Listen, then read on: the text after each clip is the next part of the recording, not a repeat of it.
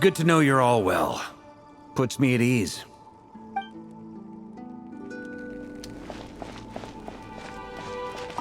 I have confirmed that you are all in good health.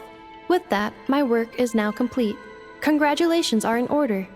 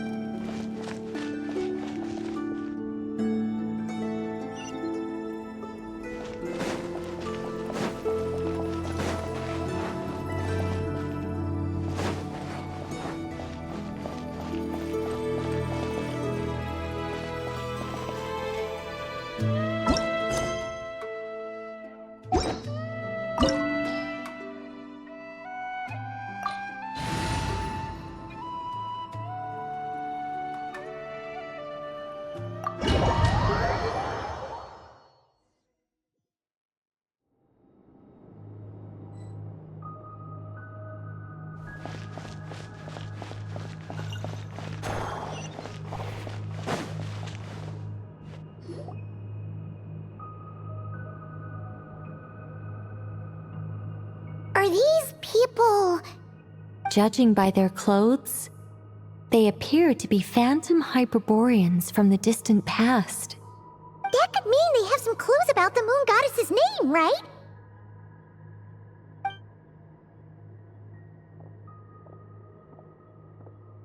Hey there! Could you tell us what the moon goddess's name is? Sorry. That's probably a weird question, huh? How do we explain this? The moons are long gone, and their goddesses are dead. Their names no longer mean anything. When a new moon goddess is born, we will surely know her name. We have used every last resource at our disposal. All that remains is to wait, patiently and quietly.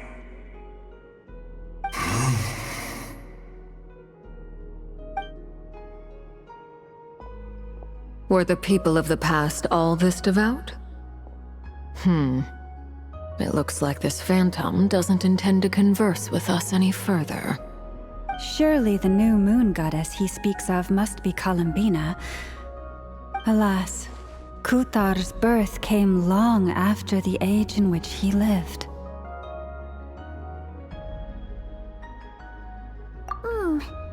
But, maybe if we find a phantom from a more recent age, they might know Columbina's real name. True. Keep an eye out. We should be able to tell which era they're from by the clothes they wear. Yeah, you've been pretty talkative this whole time. What changed? Oh, nothing. I'm fine. You all make good points. When the Hyperboreans speak of moon goddesses, they mean the three from truly ancient times. I can't imagine they would know anything about our current moon goddess. There once was a time when the moon goddesses blessed them greatly and protected them from harm. So, when the war between the gods and dragons plunged the world into chaos, it seems they looked once more to the moons for help, praying for a new goddess to be born. Yeah, that checks out. Let's continue on. Who knows what else we may discover?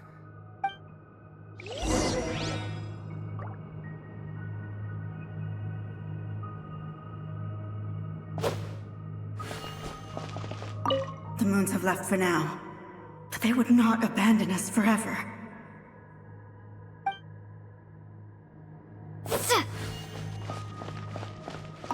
When the moons rise again, we shall receive their protection once more. Even in the darkest hour, there is always a way out.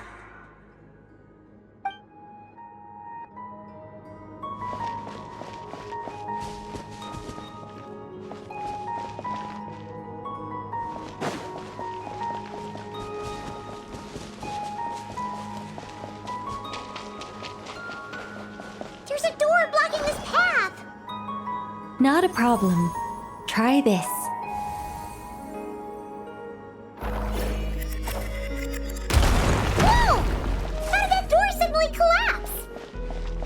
device was maintaining the door's integrity. Remove the core, and the device stops working.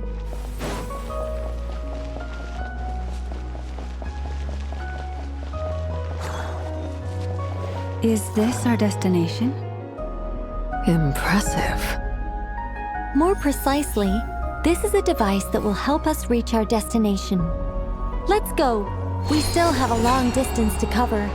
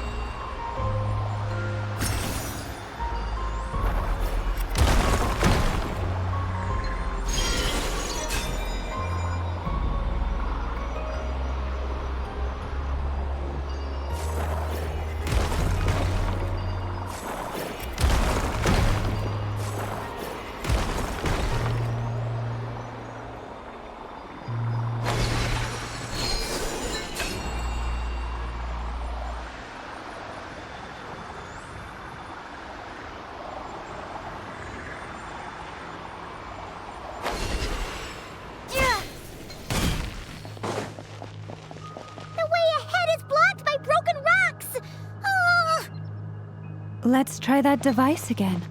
Remember the door from earlier?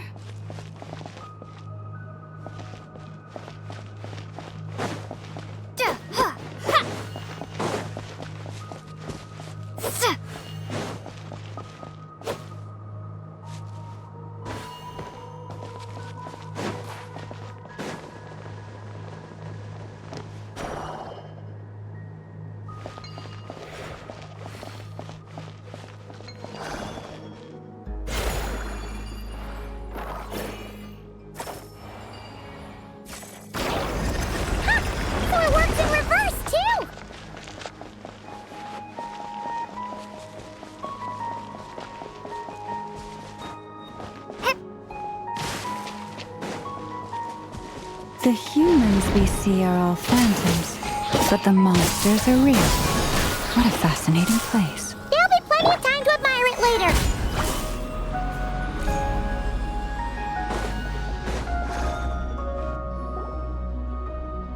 Ooh, there's a whole bunch of artwork in here. Seems pretty old. Nicole, this is probably your area of expertise. What do all these paintings mean? Let me see. To understand these murals requires some knowledge of the history surrounding the War of Funerary Flame. I shared a little of this with Lauma before. Yes, I think I follow. The dispute between the Moon Sisters, the transformation by Nibelung. Oh no, it's no trouble. I'd be delighted to share the tale again. Alright then. Tevat's 3 moons and their goddesses were brought into being by the will of Nibelung, the then ruler of Tevat. But when the heavenly principles came, they changed the world completely, down to its very foundations. The moon goddesses were nowhere near strong enough to challenge this entity. But the heavenly principles did not view them as heretical entities that had to be removed. Essentially, the 3 moons existed to keep this planet alive and operational, which did not directly conflict with the heavenly principles' aims. Nevertheless, the inherent precariousness of this arrangement would soon be revealed. Nibelung returned. Yes. He did, and thus began the War of Funerary Flame, a battle for dominance between Nibelung and the heavenly principles. Discord would soon emerge between the 3 moon sisters. One would voice the opinion that they should follow Nibelung, for it was he who first hung the moons in the sky. Another would argue that taking sides in the conflict would only bring the world closer to ruin. There was no telling where it would lead, especially since their creator had returned, bearing the perilous power of the abyss. Nibelung would eventually discover their disloyalty. He had all 3 imprisoned before transforming the moons into weapons with which to fight against the heavenly principles. What? Weapons? Yes. The very moons that had once defended the planet became instruments of death and destruction, striking terror into the hearts of all living things. And although the heavenly principles and the three moon sisters had once been at peace, it now seemed that the moons posed an unacceptable threat to Teyvat. It is possible that the heavenly principles did not know of the goddess's imprisonment. If so, the weaponization of the moons would surely have been viewed as an intentional breach of the peace agreement. Regardless of who knew what, when, the heavenly principles shattered two moons and flung the other beyond the skies. Whether the goddesses managed to escape Nibelung's captivity after his fall, nobody knows. But this much is certain. From that day on, the moons no longer belonged to Teyvat.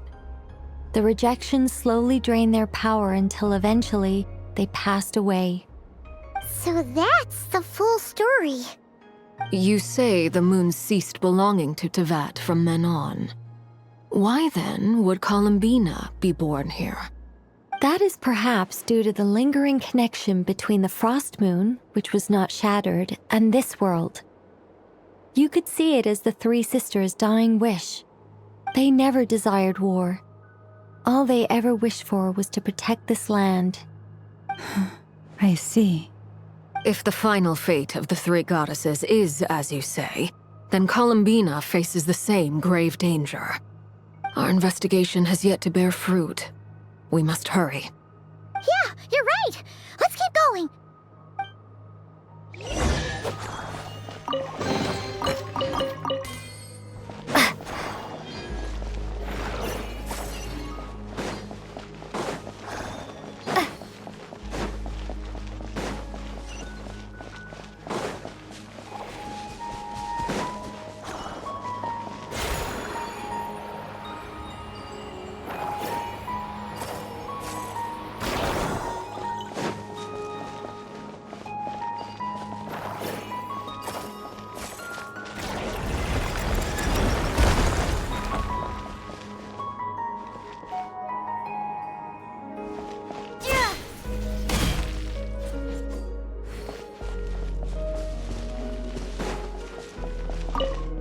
Should we trust him to keep his promise? We have to. There's nothing else we can do.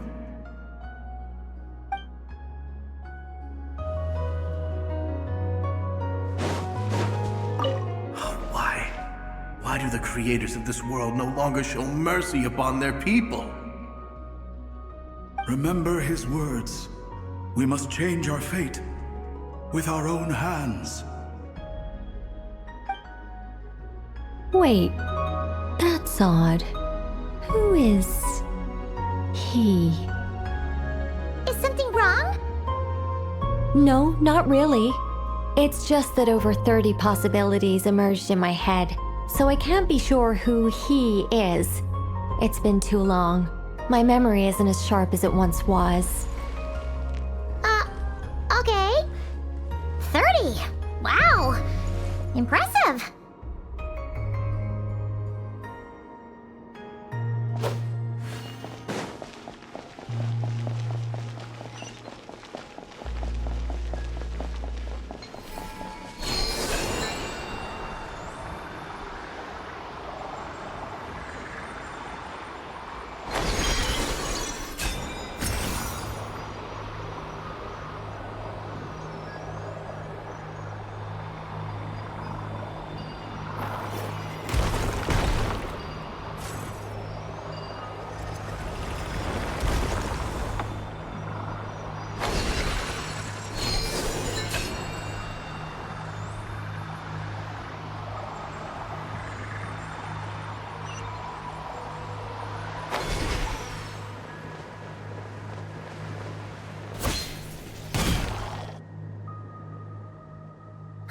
We're finally here! Guessing we'll need to activate this thing? Indeed. I was a little worried about that at first, but as we got closer, I sensed that the Kuvaki within it flows unimpeded. It should be functioning normally. The only issue is how to activate it. It's looking a little worse for wear. What about the cores from some of the other devices we've seen? Can we repair it using those? In all likelihood, yes. I imagine that would have been the Hyperborean's backup plan. Let's look for some cores.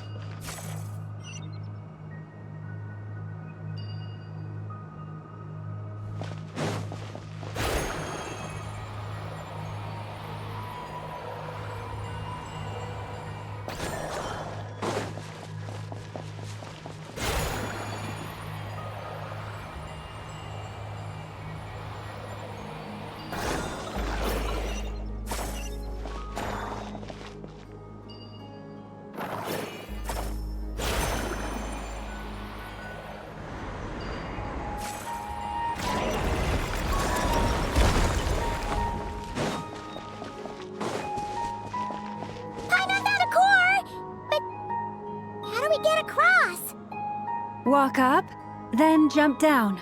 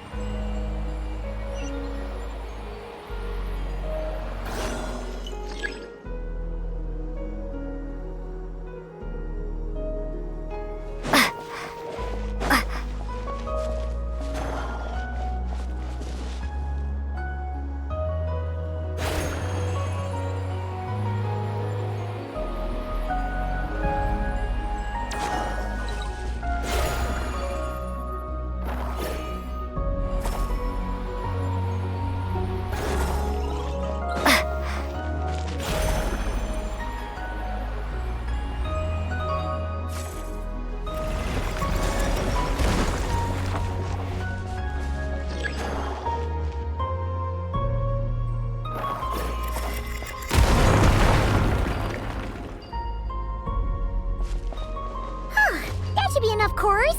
Let's head back.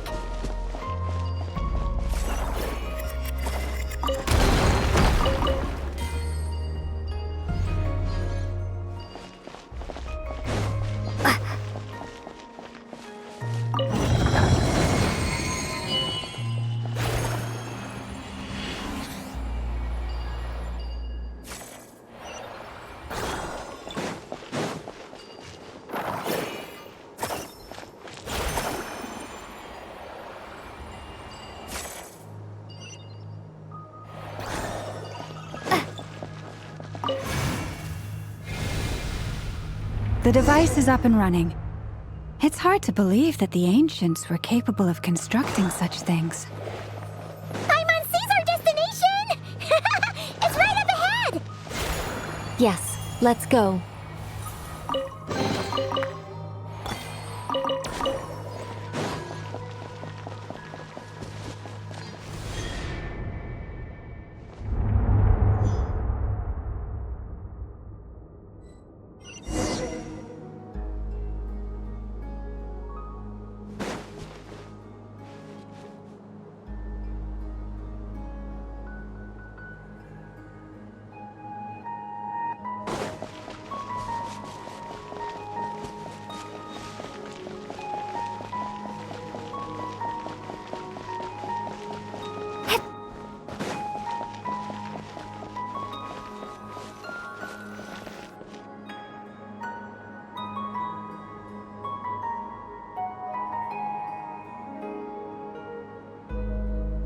This is where the people of Hyperborea communicated with the moons.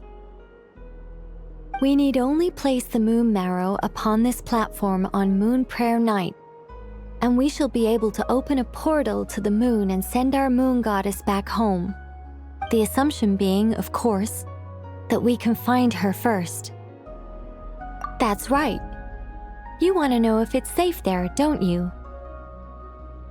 And yet, she has no choice but to return. You know this. Oh, that's not the only issue here. This is the end of the line, right? We've explored everything we can. And despite looking at historical artwork and talking to people from Hyperborean times, we're still no closer to learning Columbina's name. If it's not too much trouble, could you tell me exactly what Alice said to you about finding her name? Oh, sure. What she said was... Then your first job is to find it. As a moon goddess, I'm sure she must have a name she identifies with. Neither Columbina nor Kutar is her true name, and she's never really accepted either of them. Is it not also possible that she has never had a true name? Not at any point in history? That would be a hard pill to swallow. But at this point, we may have to accept that that is the truth. No one knows how she came into being, and she certainly doesn't have parents in any sense that we're aware of. Perhaps she was never granted a name at all. But does that mean there's no way to get Columbina back? She's just gonna disappear and there's nothing we can do about it? Huh? Wait, why all this pessimism? Was it the way I phrased this question? You all seem to be taking this in completely the wrong way. Well, just because she's never had a real name in the past doesn't mean she can't have one now.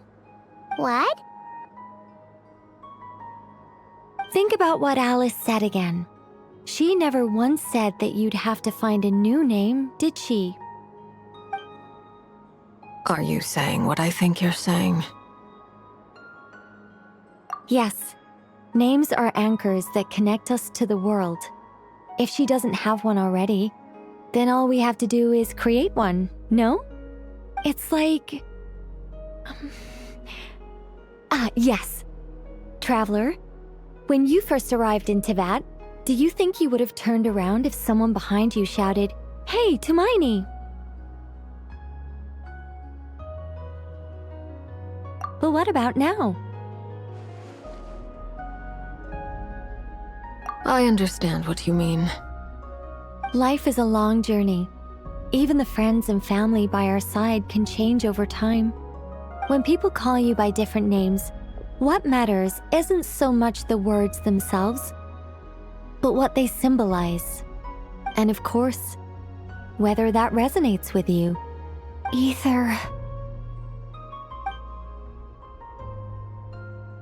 So, close your eyes and picture the moon goddess in your mind. If you were to call out to her in this moment, what would you say?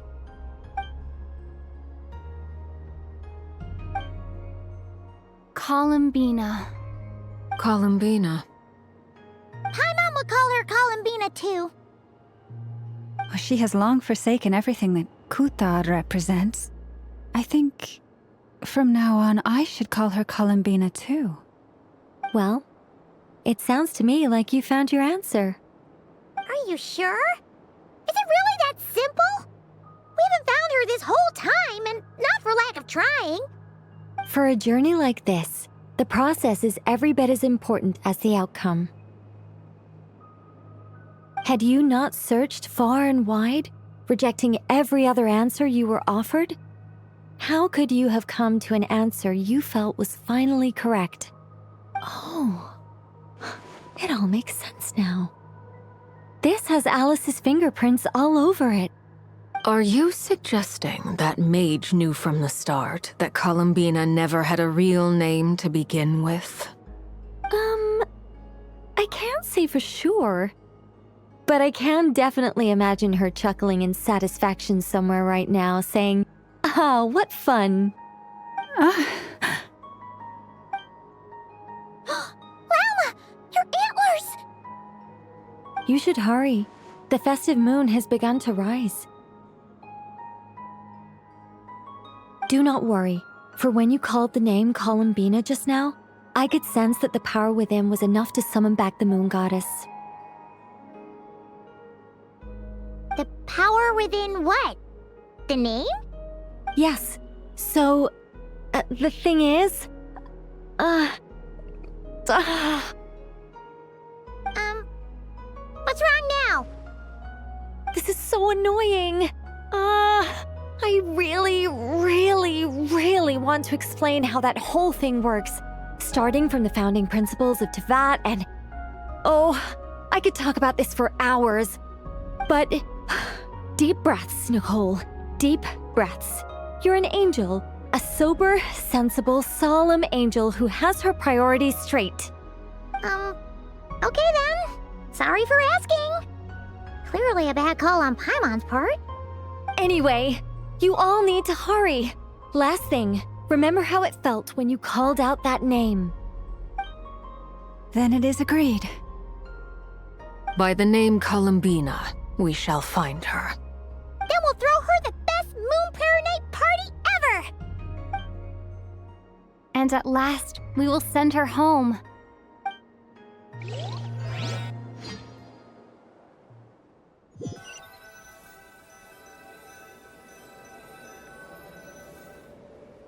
I can barely move anymore.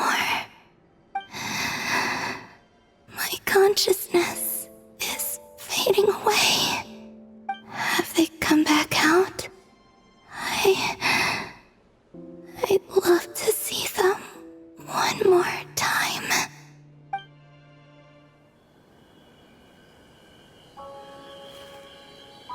They didn't make it.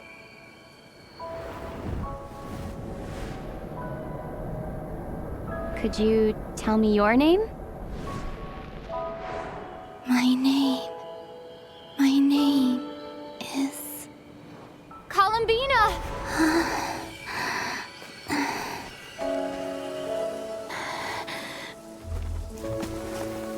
Columbina! Are you here? Columbina! That's the name you gave when we first met. And it's what I've called you ever since. Columbina. It's a fine name. I have many fond memories of Columbina, and so do all of your friends.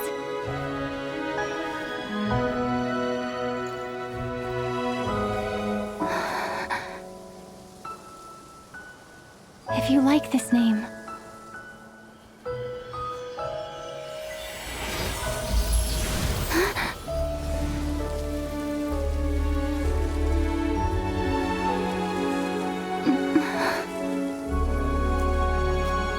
Looking for me?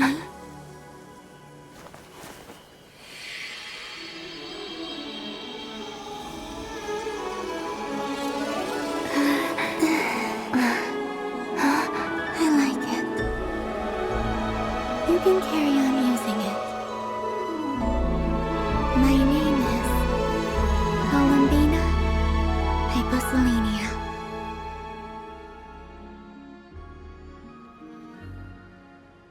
Columbina Hyposelenia. That's a wonderful name.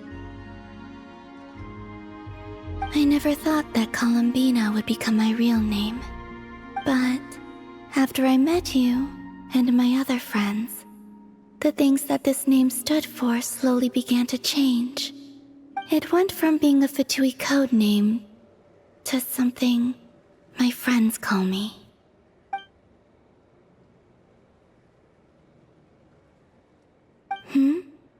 What is it? Why aren't you saying anything? I'm just so happy for you. Thank you. So, where's everyone else? We can go and meet them very soon. Everyone went to different places to try calling your name. Great. I'd like to thank them as well. Everyone's done so much for me. Searching for my name, entering those ancient ruins. Huh? Wait, so you were... Yes, I was there. Not physically, but my consciousness was still holding on. I followed you the whole way. Starting from when? You turned around and called out my name while you were in Nasha Town. Do you remember?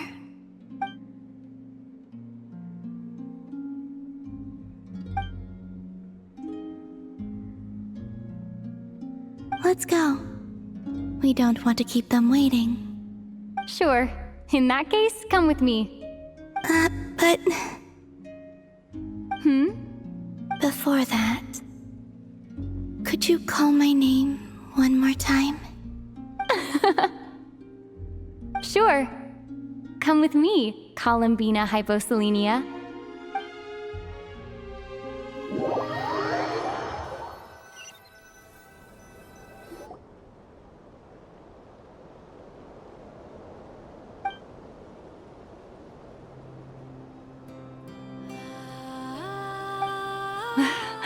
Columbina!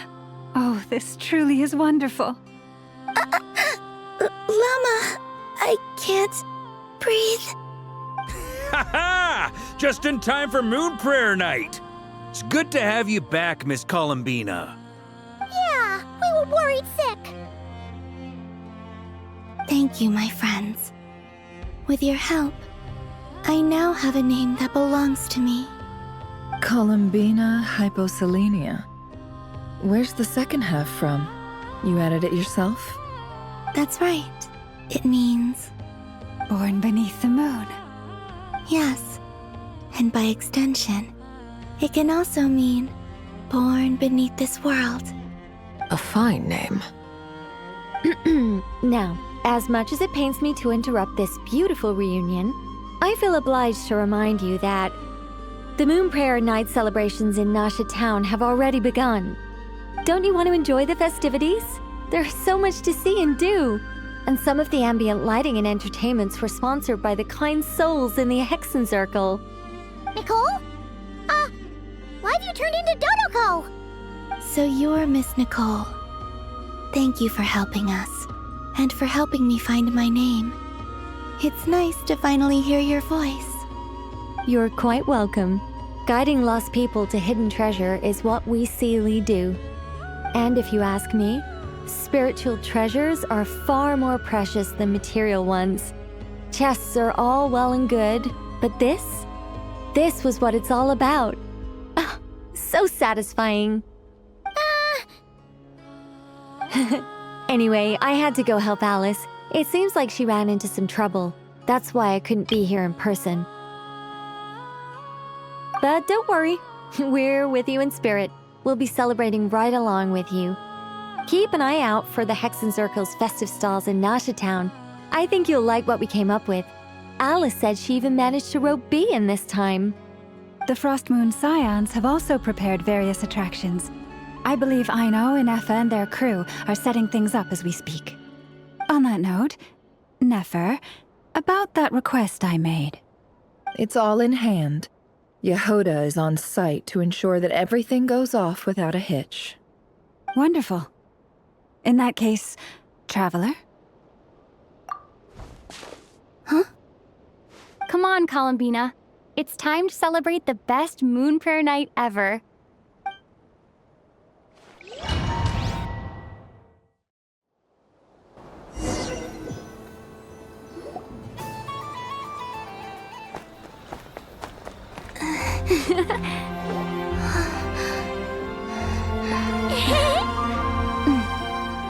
Hey, young lady! Would you like some Moon Prayer Night candy? Happy Moon Prayer Night! Oh, yeah, I almost forgot to say. Welcome home, Moon Goddess.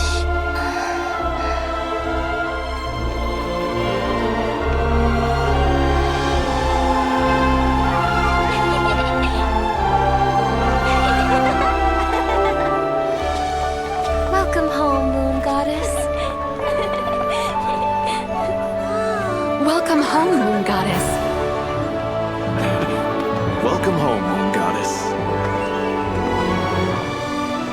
turning Nasha Town into her home is a festive gift.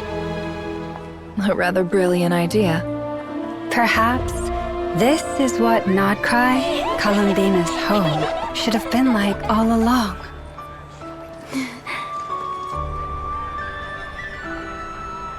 Thank you for the gift. I like it a lot.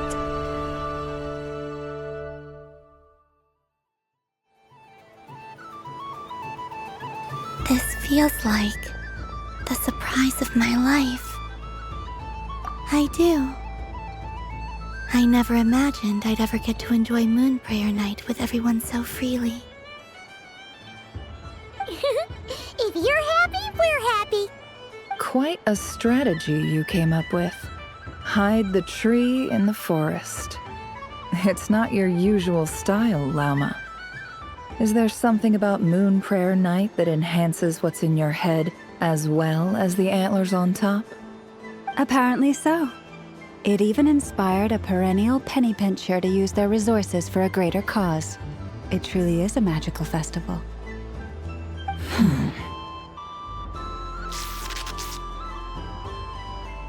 I see it now. This bickering is actually a sign of a strong relationship. Huh? What's everyone doing here? Oh! Miss Columbina, you're back! Yes, I'm fine now. Thanks for your concern. How's your progress with Alice's assignment? Very well indeed. I've never heard her sound so excited. Not like this. This time her excitement seems more serious. Seems like she's had a major breakthrough. She said she'll contact us once she knows more. In the meantime, we're free to relax and have some fun. Enjoy the time off while it lasts. I have a feeling that our next task won't be so simple.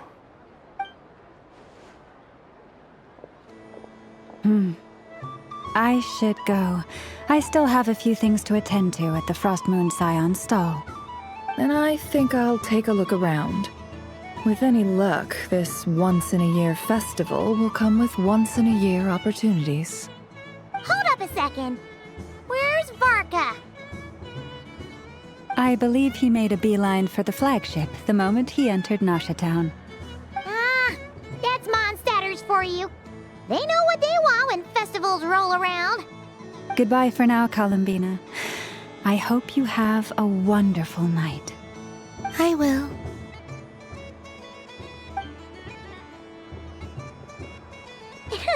Well, in that case, don't just stand there. Get out there and have some fun. You'll definitely get a warm welcome at every stall. Oh, also, take this map with you. It's a guide to the festival.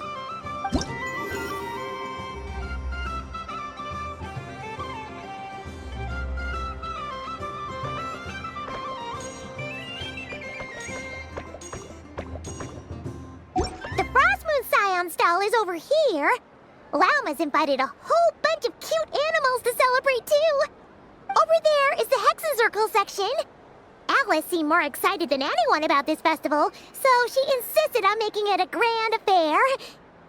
Oh, and then there's the Nasha Town local specialties, including... Actually, forget that. Better if you go check them out for yourself. Thank you. It looks like a lot of fun. You're not coming with me? We'll be around. But don't you want to browse by yourself for a bit first?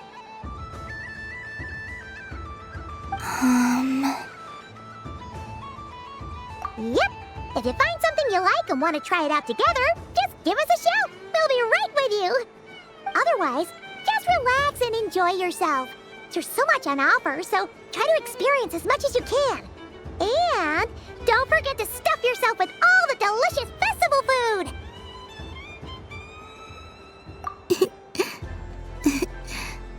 All right then. Off I go. Where should I go first? This must be the mage's stall. It feels like I've entered a fairy tale. But I was aiming right at it. Aw, pity. I saw it with my own eyes. You were so close. So very close. That's not true. It dodged out of the way right as I was about to snag it. I'm sorry? You heard me. This paper frog can move. I swear. Dear, oh dear, what are you saying? How could a paper frog move? Unless you believe there really is magic in this world. But even if I, the mere humble merchant that I am, knew such magic, surely I would not use it on a paper frog. I'd sooner give Mora legs, so I could walk right into my purse. My dear, dear customer, why not have one more try? This time I'll give you 12% off, a very generous discount for one of my most regular customers. Just think about how much experience you have under your belt now. You're sure to win the next one. Darn, I used up all my coins. I'll be right back. Just gonna fetch some more from my house. Take your time, but don't take too long. This event is Moon Prayer Night only. Miss it, and you'll have to wait a whole year before I'm back. Next customer, please. Welcome.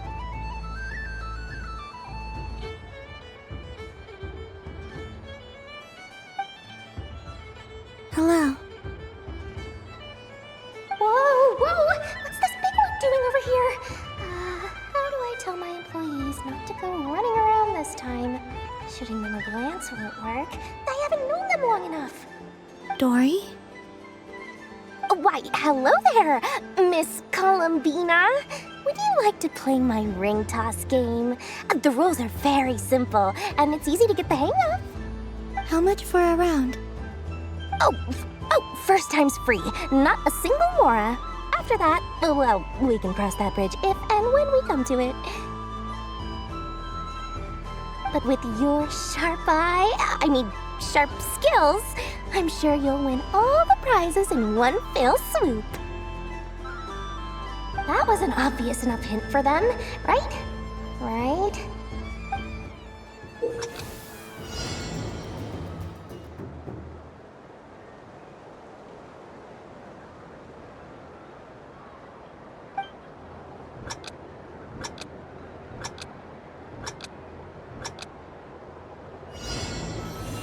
Here comes the ring! Oh, peanuts.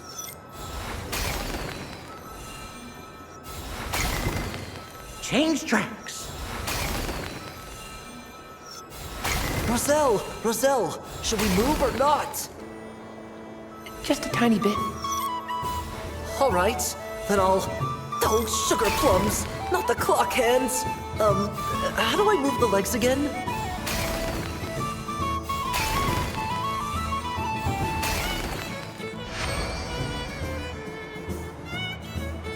Let's see now. Let's see. Wow, very good. That's the highest score we've had all night. And here's your prize. Now, how about another round? As for the cost... Happy Moon Prayer Night, Miss Columbina. Happy Moon Prayer Night, Durin and Hat Guy. Are you here to play the game? Yes.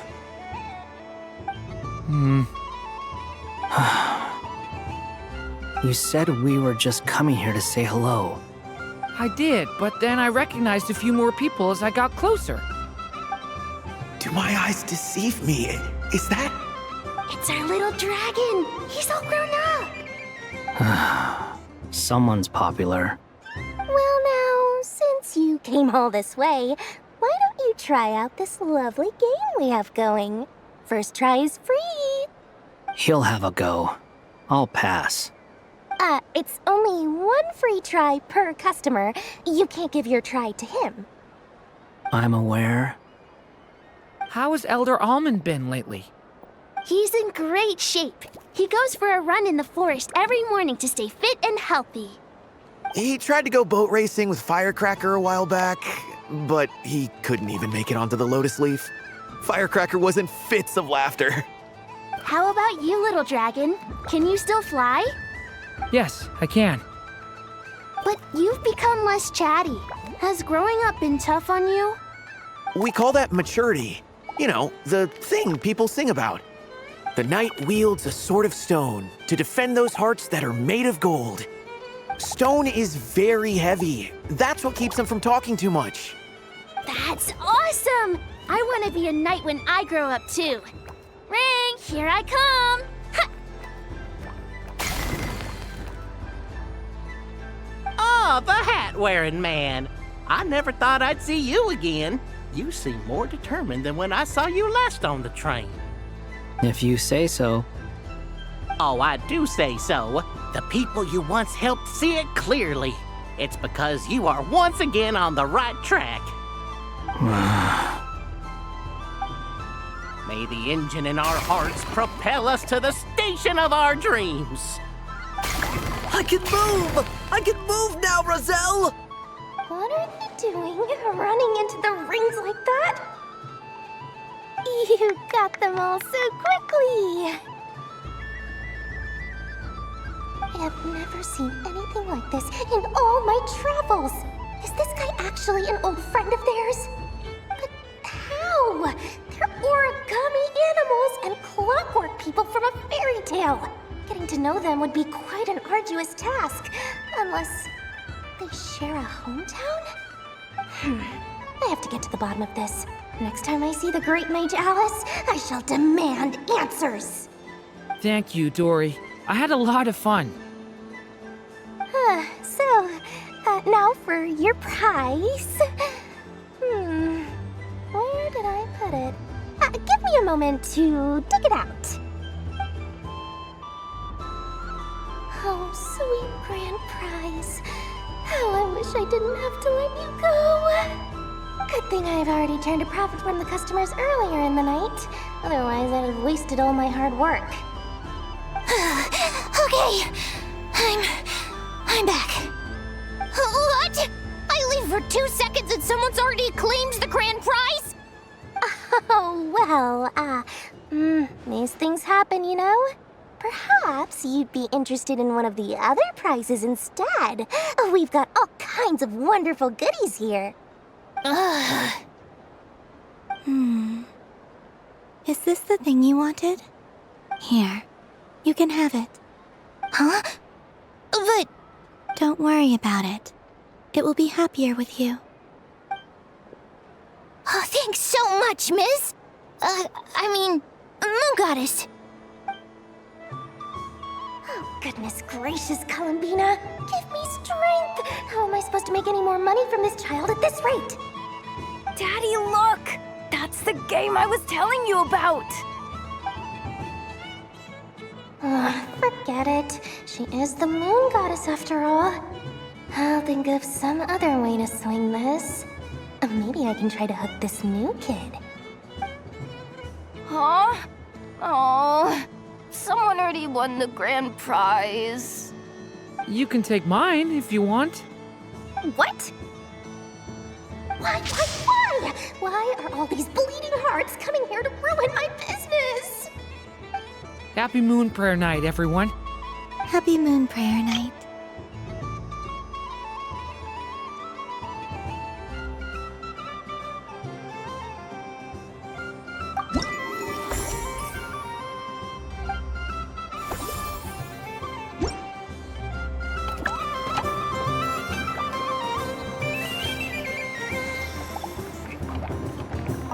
If all the prizes are gone, I might as well close up shop for the day. But you haven't had your fill of fun yet, right? So the next time a customer shows up, you're going to have to run faster, all right? And remember, run out of the rings, not into them. Done being a do-gooder yet?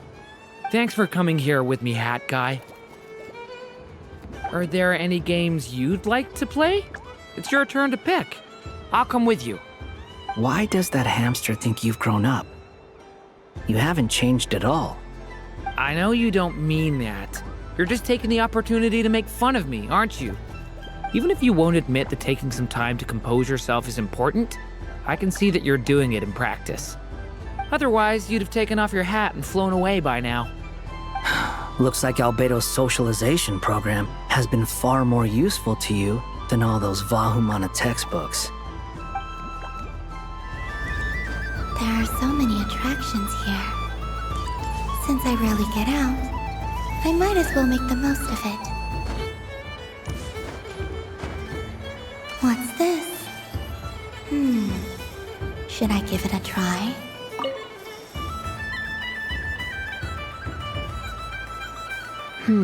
I don't have enough data. Need more samples. But who should I ask for help? Is this one of the amusements? Or is it a research project? Bit of column A, bit of column B. I'm currently running some synchronization tests on these bots. Basically, you need to press the button to help them successfully obtain the treasure. But you've got to time it right. I'll record your data, which will be used to improve the robot's accuracy. But, ma'am, I mean, Moon Goddess, don't you think you should take your eye mask off first? There's no need. I will be all right. Okay then. Whatever you're comfortable with. Great. Then let's begin.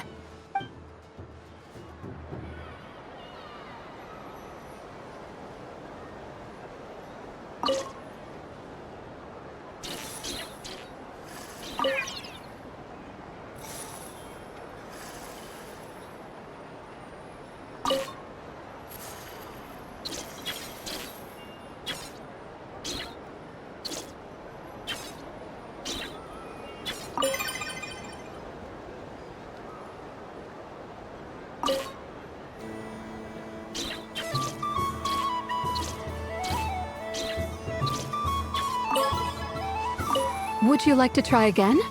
I'll record your data, which will be used to improve the robot's accuracy.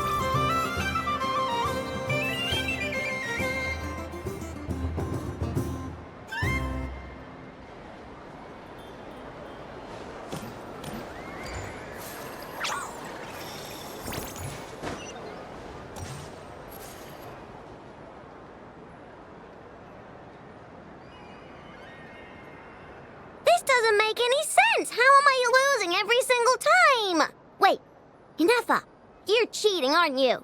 Yeah, that must be it. I am not cheating, Aino. Uh-oh, sounds like Ineffa's turning into a big baloney bot. I think it's time for some serious maintenance. Moon Goddess, help me. Miss Columbina, Aino is attempting to cheat. The cheater? You're the cheater! How dare you throw it back at me?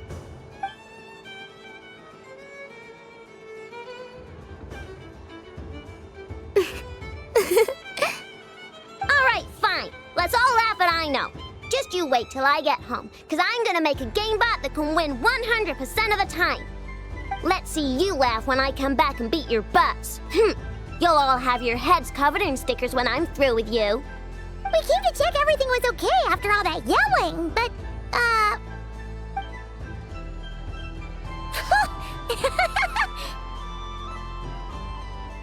Whatever it is, it sounds like cheating is allowed.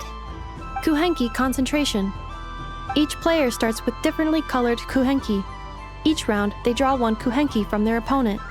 When a player has two Kuhenki of the same color, they make a pair and can be discarded. Any that can't form a pair must be kept. The round ends when a player can't form any more Kuhenki pairs, and that player gets a sticker.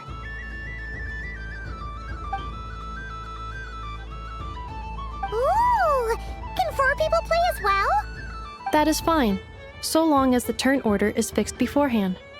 Alrighty then. In that case, the two of us will join as one team. Okay, but if you lose, you're both getting stickered. I don't want to hear any excuses. Sure. And if we win? If you win, only one of you gets to sticker someone else. I have taken to calling this Aino logic. Hey, lay off me, alright? Okay, so we're starting the game from scratch again, which means all my stickers so far don't count. Looks like Luonatar is the Kuhenki of honor for this game. Anyway, let's go clockwise, starting from Ineffa.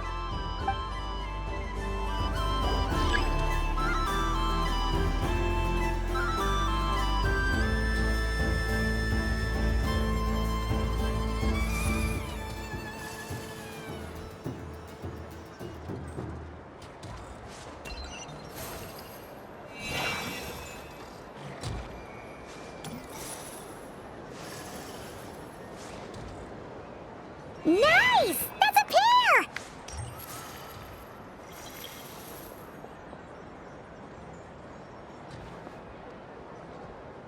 Go, go, fly!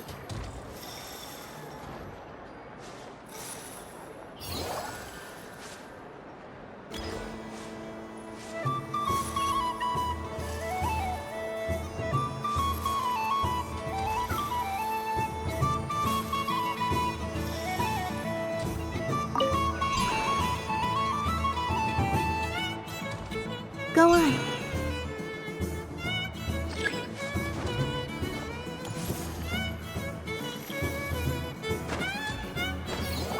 Yep. I have a pair.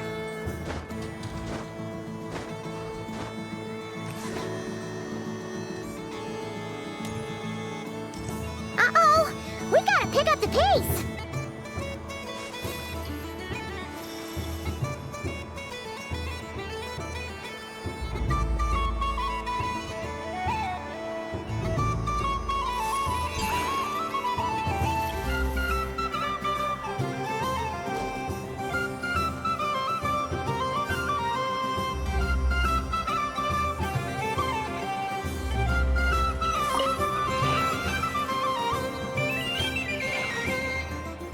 I win.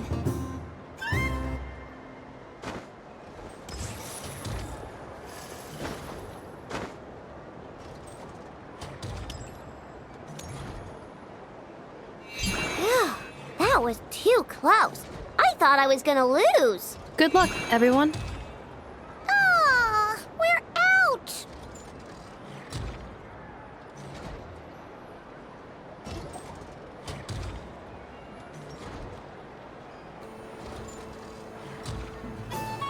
Let me pick a good one.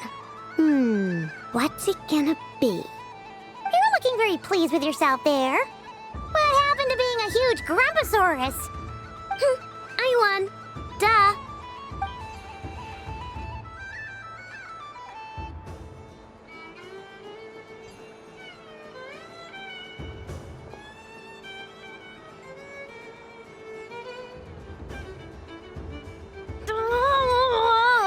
Me again? Don't fidget too much, Aino, or the sticker's going to fall off. I don't care. If it falls off, it falls off.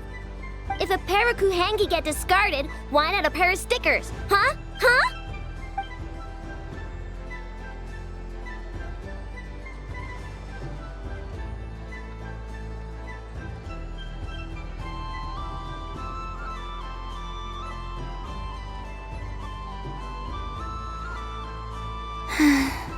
I've lost. Sticker, sticker, sticker!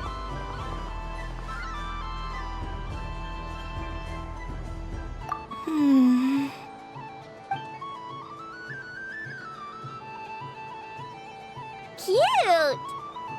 You think so? Shame. I can't see it for myself.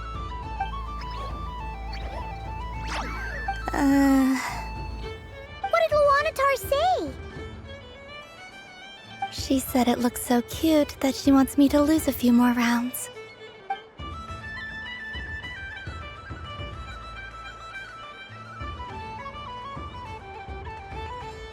Who put these stickers on Paimon's eyebrows? Ugh, she can barely see! Alright, now, I think we got enough evidence to prove that there's a serious problem here. Yes, I agree as well. The culprit is... Ineffa! Culprit? What did I do? Quit acting dumb, Ineffa! You're not wriggling your way out of this one. I've been watching you. Not only did you remember whose side Luanatar started at, but every time someone drew a Kuhenki, you were logging it and calculating every last possibility. Which Kuhenki pairs were gone, who had what color Kuhenki in their hand, even our facial expressions. You were keeping track of it the entire time. Exactly! What Aino said! Putting aside the fact that running calculations is not against the game rules, do you have any evidence to support your allegations? But that's not against the rules either. So she admits it. She certainly does. Alright, everyone grab a sticker. It's time to get Ineffa back. But... Take that!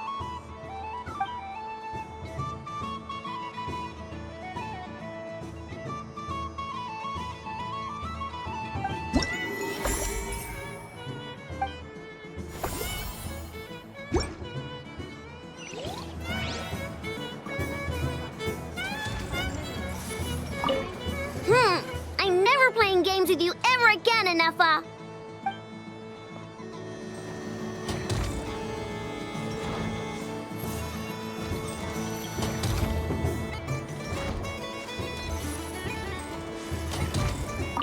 Aino is throwing a tantrum again. I believe it will take 3 crumb-kakes to constitute a suitable peace offering. The robot show will now begin.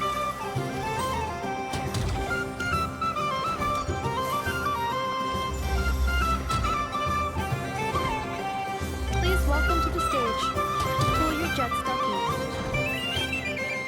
Combining precision engineering with water cooling technology, this high-performance sprinkler fires powerful, controlled balls of water for up to 14 seconds at a time, as well as providing accurate plant watering at range. It can also be used to clean those tough-to-reach areas of the house that Aino cannot get to, no matter how high she jumps. Show us what you can do, Cool Your Jet Stucky. Now that's what I call true power. What a demonstration.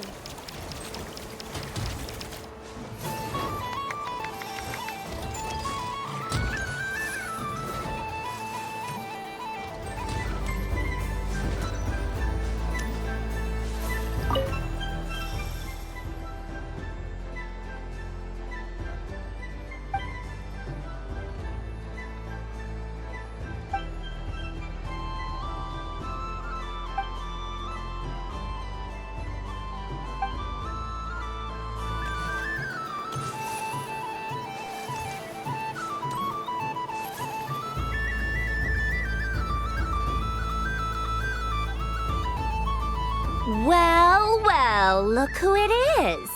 I heard someone went and disappeared on us the moment we let her out of our sight. They looked all over for you. Frankly, I didn't think you'd be back for Moon Prayer Night. Were you worried about me, Sandrone? You would like that, wouldn't you? Do you even hear what you're saying?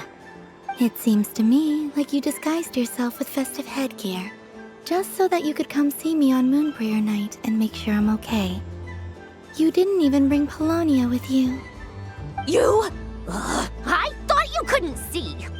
I cannot. But I sense the confusion of those around us rippling through the Kuvaki currents. Based on what I know about you, let me guess what you're wearing. Is it cat ears? Shut up! I'm only here to protect the Fatui's interest in this territory. Running into you was pure bad luck. Really? But you were the one who asked Arlecchino to help everyone find my name. Columbina! Ugh! Just one more word, and I'll unscrew your vocal cords. It's Columbina Hyposelenia now. Tell someone who cares. I've missed you, Sandrone. The whole time I was gone, I was thinking. I hope I get a chance to say some ugly words to you. Is that supposed to be a joke? Anyway, let's go play that game. What? You mean that frostfin whale? Yes. It's some kind of game where you get bitten if you step on the wrong tooth. Seems like fun. Who in their right mind would wanna? Because you're not a scaredy cat. Fine! You wanna play? Let's play. Don't complain when I kick your sorry butt. Lovely. You old geezer! I'm gonna beat the pants off you! Just you watch! I almost forgot. Sandrone? What is it now? You'd better not lose, or I'm going to beat your head in. What? Allow me to demonstrate since I'm feeling so nice. You just step on the teeth, like this.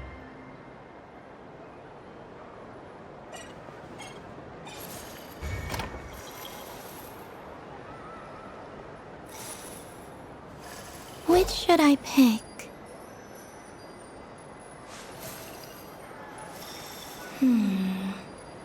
I'm getting a bad feeling from this one. Sensing Kuvaki doesn't count as cheating, right? I want to switch. Your turn, Sandrone.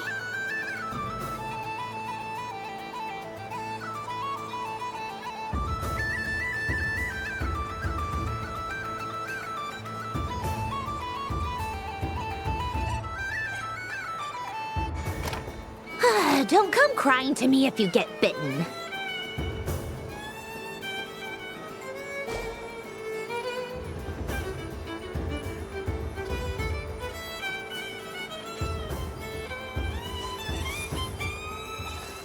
There are less and less teeth remaining.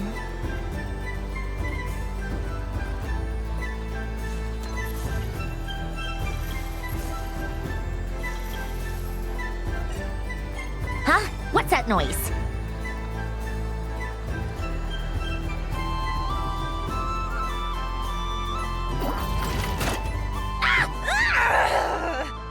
I think you might have picked a bad tooth, Sandrone. Shut it! Do you need any help? It seems like you're stuck. No! It's just a blasted toy! How is its grip this strong? Stop laughing! All right. Well, you lost. So just like I promised. Hey! What are you doing? Are you seriously? Hiya! Why, you... Oh, just you wait! Rematch! Are you all right, Sandrone? That was quite a strong bite. Are your clockwork parts? Quit your fussing! I don't need it! All right. I'll go first this time.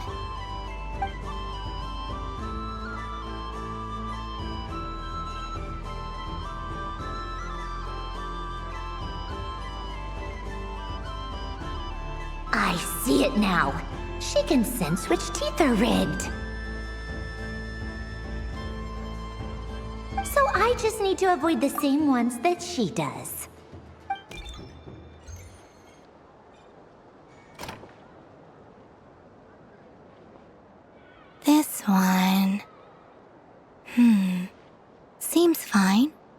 She avoided that one then? Now I've got you. All right, my turn.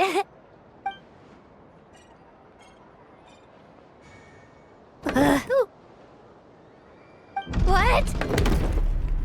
Looks like you lost again, Sandrone. Wait! There's more than one bad tooth! Bonk.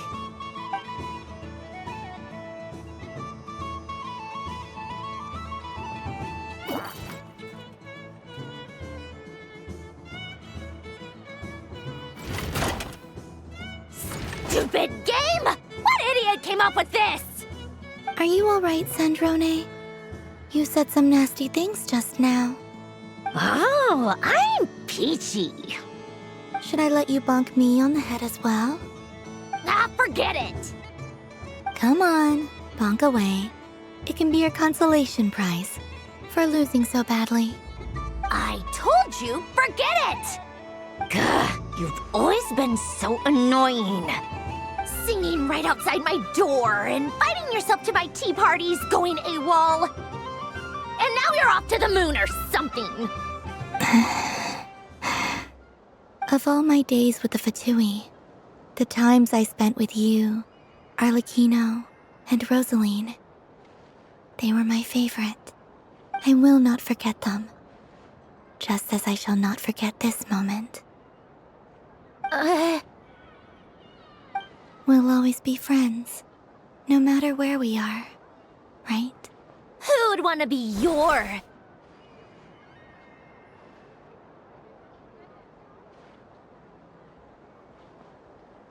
I'll miss you, Sandrone.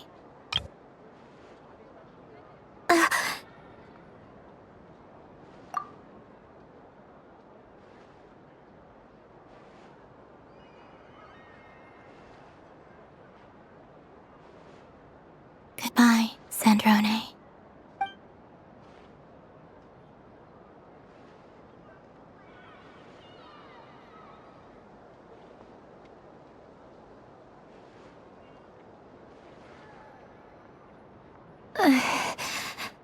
I'll miss you too, Columbina.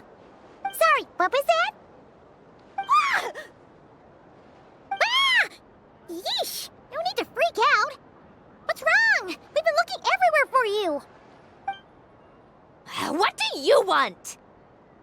Oh, nice ears.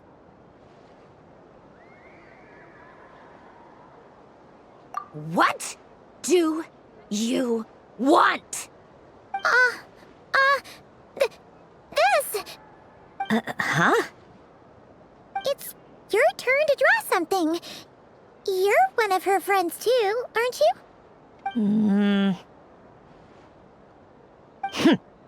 Doesn't know how lucky she is. Sorry? Nothing. I'm done. Take it. Oh, that was fast. Oh, and one more thing.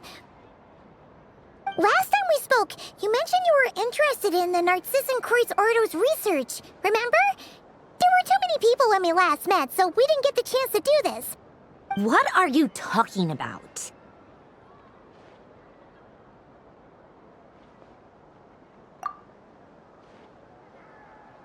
This is...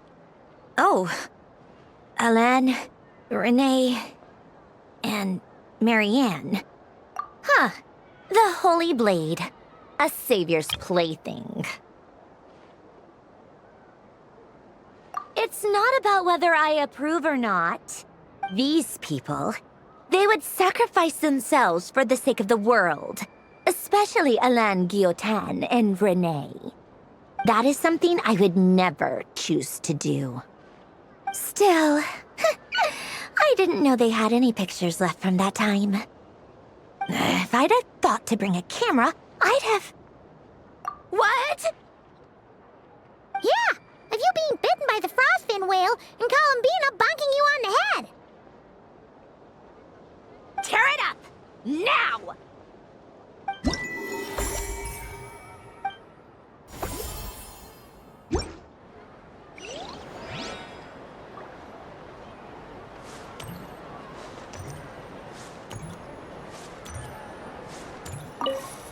there to see on that moon anyway?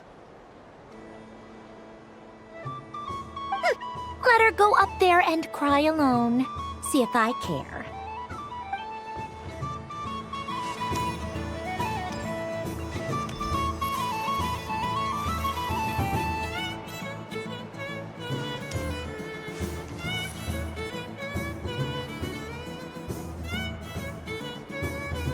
What is going on over here? It looks like fun. Hold it right there! You can't run away from me, Moon Goddess. Are you talking to me? Of course. Do you see anyone else here dressed up as the Moon Goddess besides me and you? Hey, come on! Call me by my title. Happy Moon Prayer Night, Moon Goddess. And the same to you. Anyway, there's no time to waste. Get ready for the duel of a lifetime. Duel? Meet my partner, Stacko. Come on out, Stacko. Well, don't just stand there. Let's see your partner. Partner?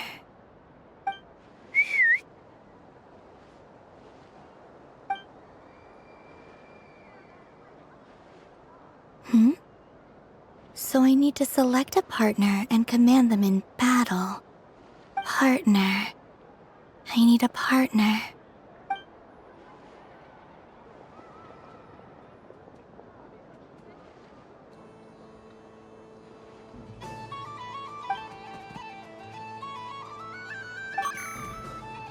Whoa! Am I seeing things? Where'd you get a Kuhenki? They're super rare. That's great. But you can only bring one partner to battle against me and Stacko. No ganging up allowed.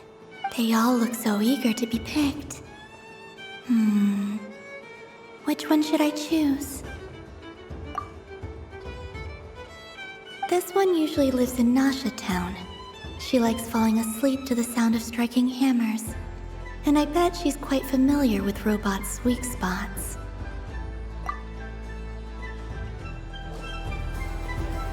Testing! Testing! Oh, this is an emergency broadcast! An exciting battle is about to take place right here at the Nasha Town Special Arena! In this corner, we have the Moon Goddess and her robot partner. And in the other, we have the Moon Goddess and her Kuhenki partner. Only one Moon Goddess can be victorious in this ultimate battle of destiny! But who will it be? There's only one way to find out! Now, without further ado, let the Battle of the Moons begin! I don't care who we're up against. Stacko and I ain't gonna lose. Let's strike first. Stacko, formation shift. Ho ho ho! The robot has kicked things off with a change of formation. But how will this affect the battle? Nobody knows. The other party chooses to attack. Let's see how their partner performs.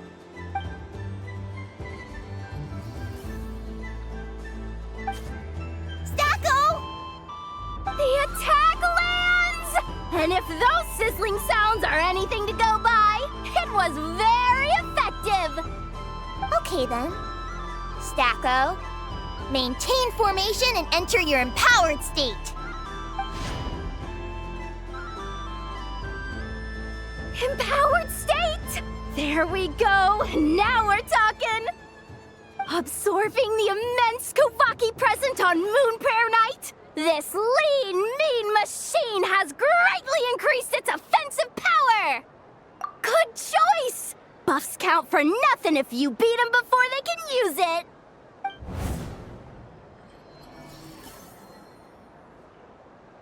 Oh, it's a hit! But Stacko stands firm! The battle is heating up fast! I'm about to start sweating machine oil over here! Go for it, Stacko! Set Kuvaki to maximum! points withstand this blow? And what will this moon goddess do? Don't be afraid. Fight however you wish. It's a moon lane! A deft use of a moon lane allows the Kuhenki to dodge the blow, and now it's spiraling around its foe in circles! 1 loop, 2 loops, the robot screen is bugging out! It's getting dizzy! Stacko! Oh, Stacko is down for the count! Our winner is the Moon Goddess! The slightly taller one, I mean. You did your best, Stacko. I'll take you to Aino's for a checkup right away, don't you worry. Well, you beat me fair and square, I guess. Honestly, I underestimated you. Won't make that mistake again. I think my partner deserves most of the credit. Just you wait. When I'm a little bit older, I'm gonna come back a whole lot stronger. Be ready for a rematch.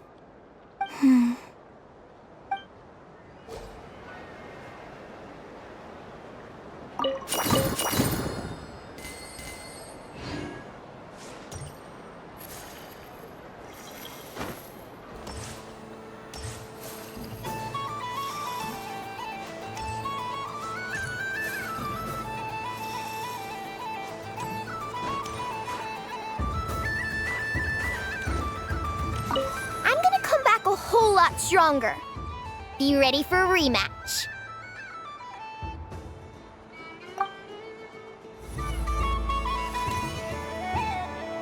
Moon Prayer Candy! Beautiful, tasty Moon Prayer Candy! Buy a whole box, share it with your friends and family! Candy? To share? I wonder what flavors everyone would like. Welcome home, Moon Goddess. Fancy a box of Moon Prayer Candy? Sure. I knew you would. Now, what flavor would you like? I'm not sure. What flavors do you have? Is this for yourself or as a gift? A gift for my friends. Ah, I see. In that case, I'd recommend apple, lockaberry, or midsummerberry. Those are the most popular. Do you have nocturnal blossom flavor? Huh. I've seen couples give those as gifts before, but I did not know they were edible. No? Okay then. Moonfall silver? You did say this was for friends, right? Maybe smetana then. Hey, now that's a creative idea! I've never tried it before, but if you're happy to wait, I can see about whipping up a batch on the spot. While we're at it, you got any other ideas?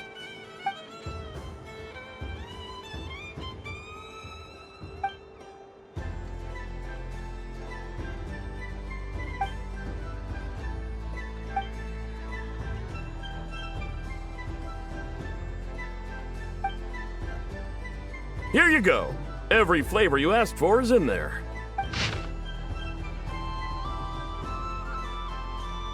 Thank you. I should be the one thanking you! You brought me a whole bunch of new business. It's like a genuine blessing from the Moon Goddess. I hope you and your friends have a lovely night.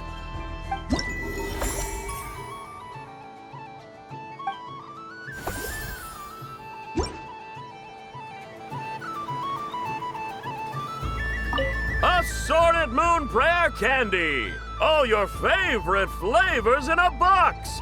Alright, kids, just line up over here. So this is the Frost Moon Scions area. It feels very familiar. But everyone looks much happier than usual.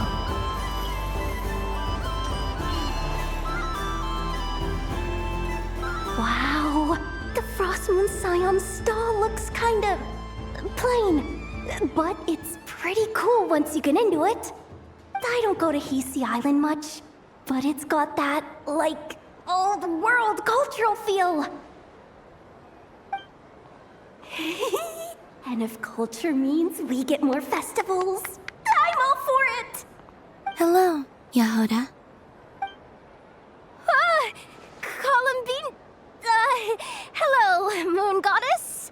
That was too close. I almost gave the game away in front of the staff. Oh, wait, what's the deal with her shoes? They don't make a sound when she walks. I could do with a pair of those. Do you like balloons too? Balloons? Oh, you mean those? What's so fun about balloons? I'm not a kid anymore. They're probably more up Aino's alley. Yes. The animals seem very curious about these strange flying objects. I was drawn here by their voices. I recently learned a fun new game you can play with balloons, so I decided to come and give it a try. A new game?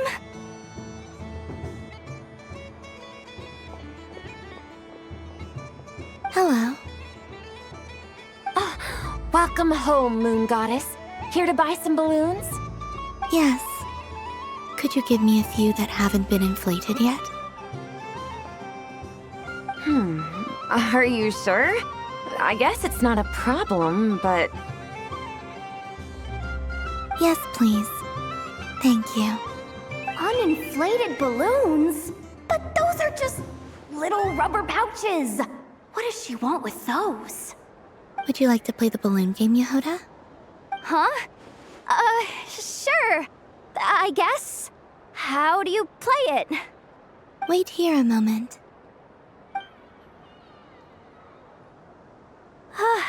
Oh.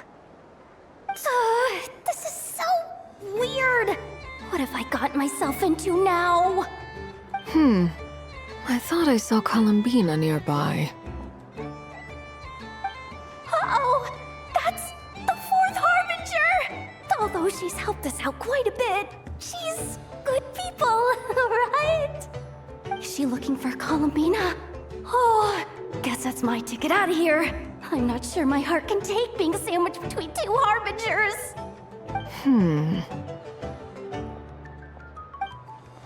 Which stall is she checking out? Oh, it's that other Frost Moon Scion's one.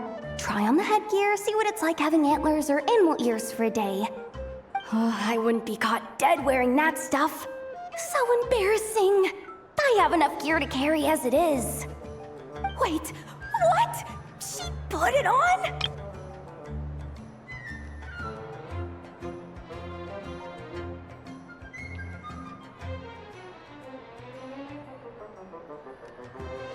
How peculiar. This would take some getting used to. I wonder if this is what it's like for Lynette.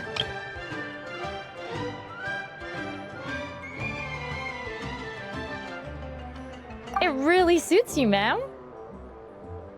What is this? She was so intimidating a moment ago, but now, dang, she's really rocking those ears. How does she make them look so cool? I suppose I may as well keep them on for now. All part of the festive experience. She's coming this way. How do you do, Miss Jahoda? Oh, jeez. Don't talk to me while wearing that thing. Where am I supposed to look? Oh, hey there. I'm looking for Columbina. Have you seen her? She just... Huh?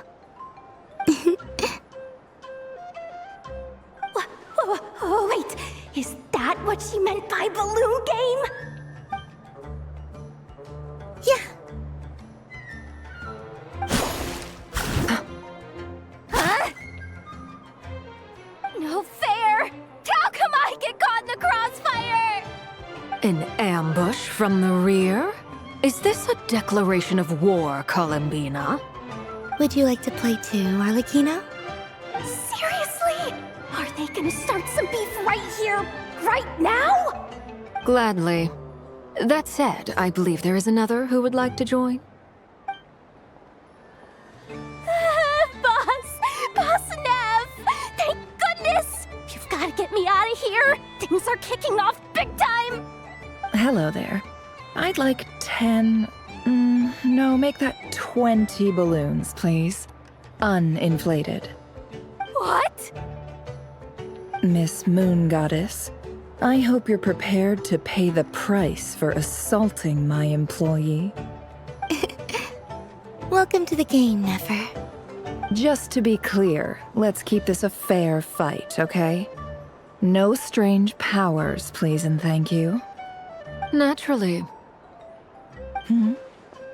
Don't just stand there, Jahoda. Aren't you going to team up with me? Huh? Do I have to? Of course. Don't forget, the Curatorium has a reputation to uphold. I knew something like this was gonna happen.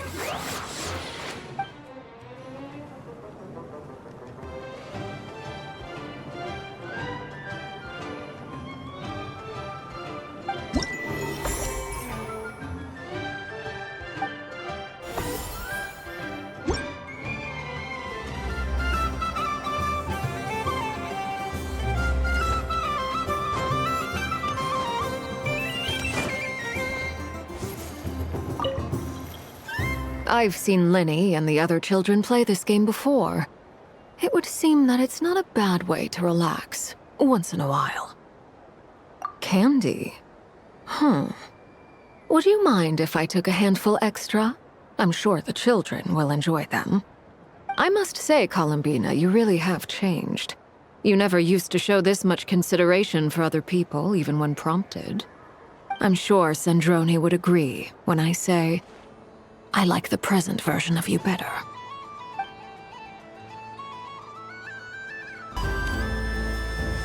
What's this? Should I give it a try?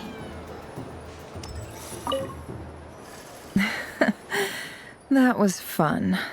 It's a shame Ashru doesn't like playing with water, or I'd have roped him in as well. Oh, a gift? You shouldn't have, Miss Columbina. Very nice indeed. Candy is one of many luxuries that the desert folk could never afford. How I yearned for candy when I could not have it. Yet, now that it is readily available to me, I never seem to crave it. May your moon prayer night be one free from regrets.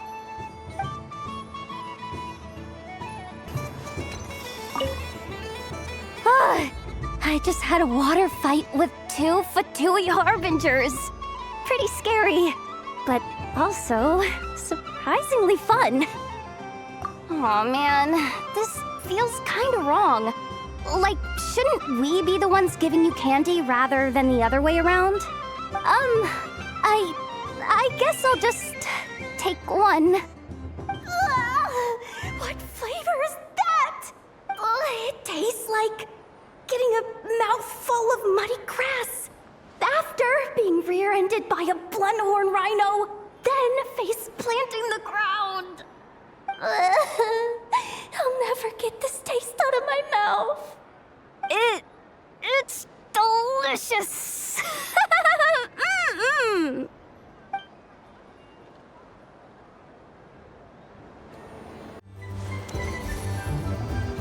Sunny days! I prefer sunny days.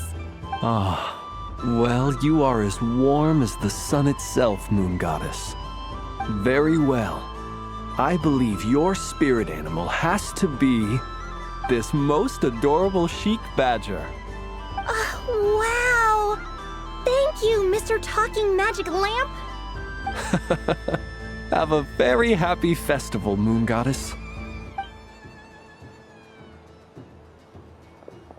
Flins? That's you, isn't it?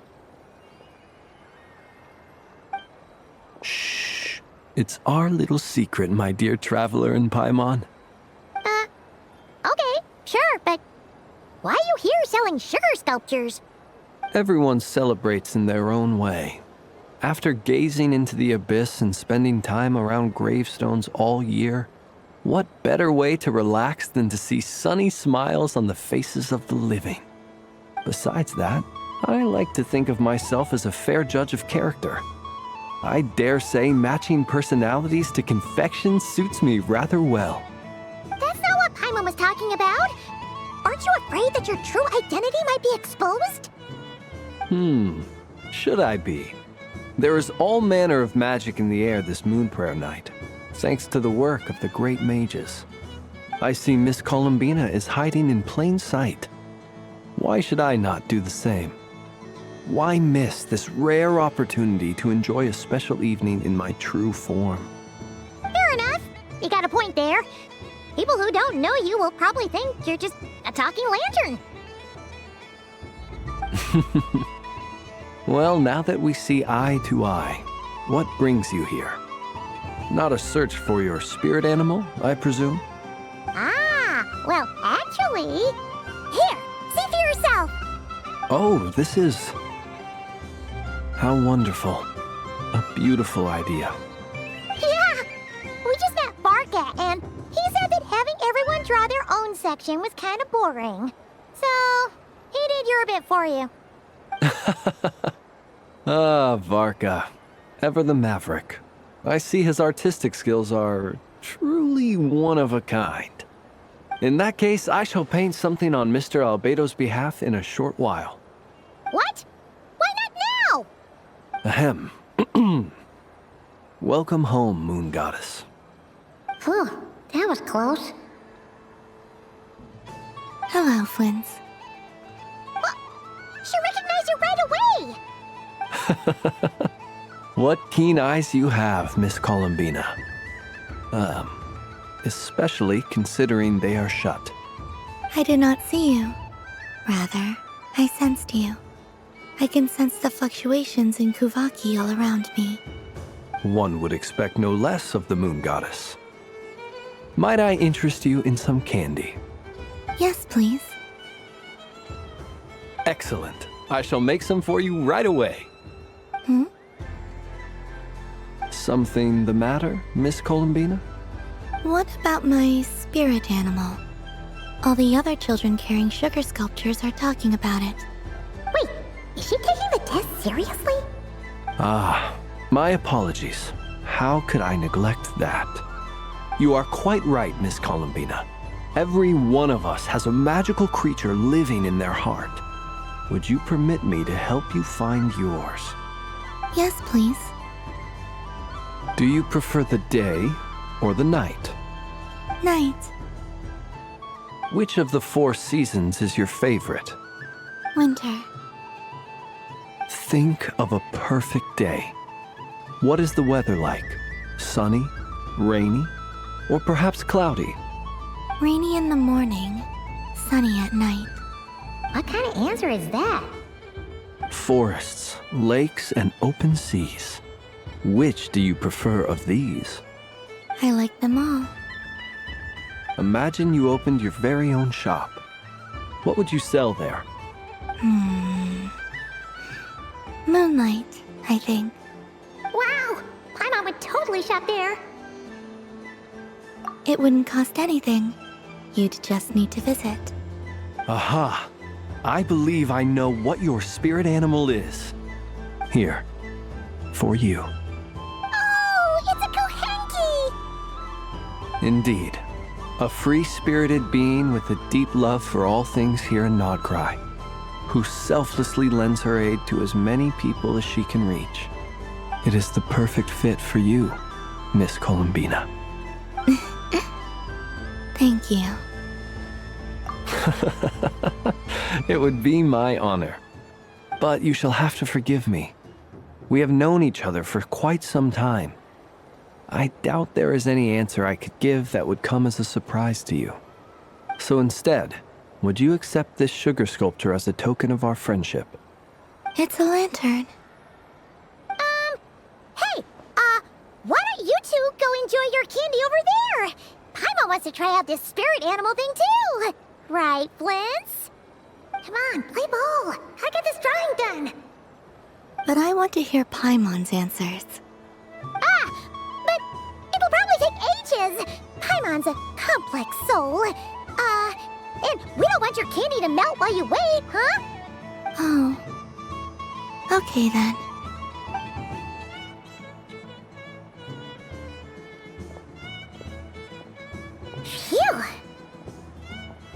Nice excuse, Lady Paimon. That was some quick thinking. Yeah, no thanks to you. Although, help next time.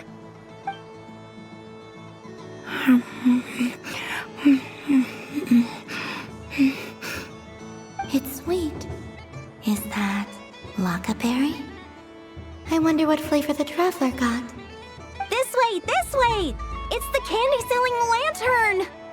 I'm coming! Of course. Traveler, maybe we can share?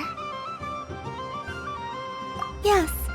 I found out recently that people share their food sometimes, so I'd like to try it. Or... is that a no? Thank you.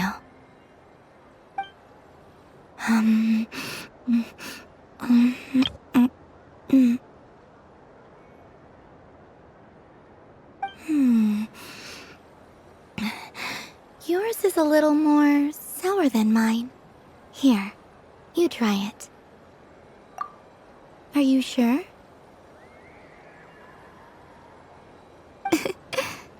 Amazing. My sugar sculpture has shrunk, yet my heart is filled with feelings of sweetness. I will remember this feeling. Sure.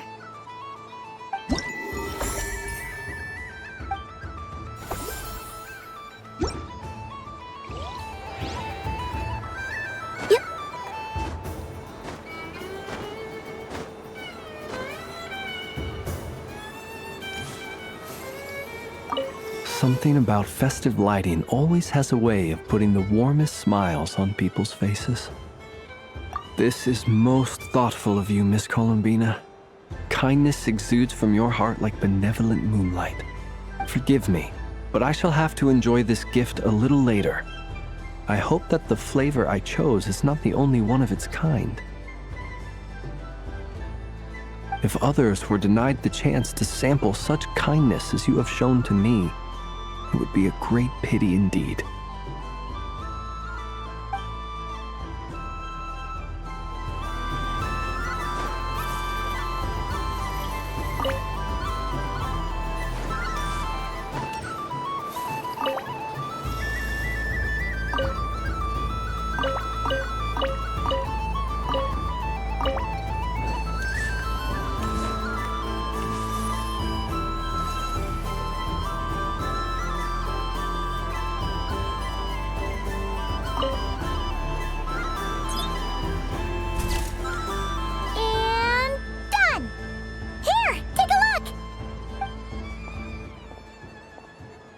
I think it looks quite funny.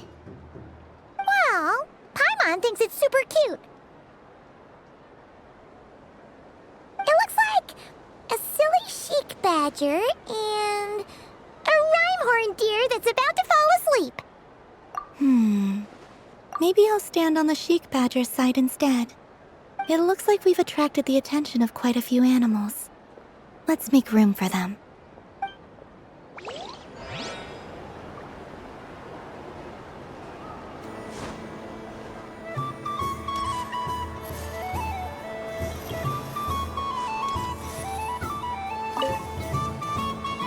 If this were any other day, I'm sure it would make for a great photo opportunity.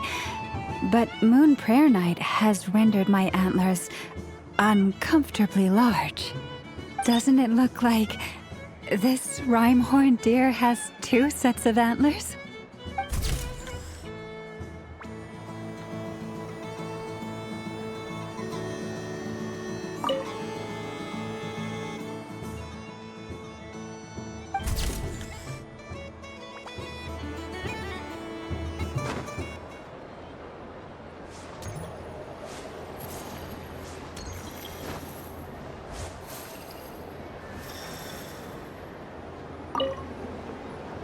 Welcome home, Moon Goddess. Would you like to try on some animal-themed headwear? Which one should I try? Should I keep wearing it?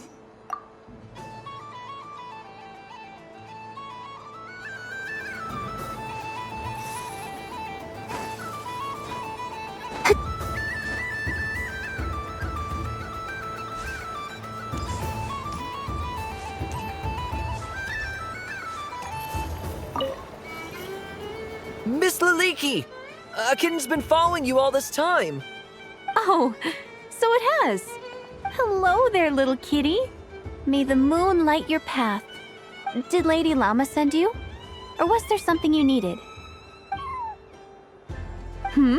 You'd like some moon prayer candies? No? I believe it wants that box. The one with the moon prayer candies in it. Oh, I see. Here, kitty. Come on. Here you go. Thank you, Lady Mr. Cantor, did you see that young lady dressed as the moon goddess? When did she leave? Sorry, no, I was looking at... I was watching the... cat. I see. The resemblance was uncanny. She seemed like the true Lady Kutar, the one who guides souls.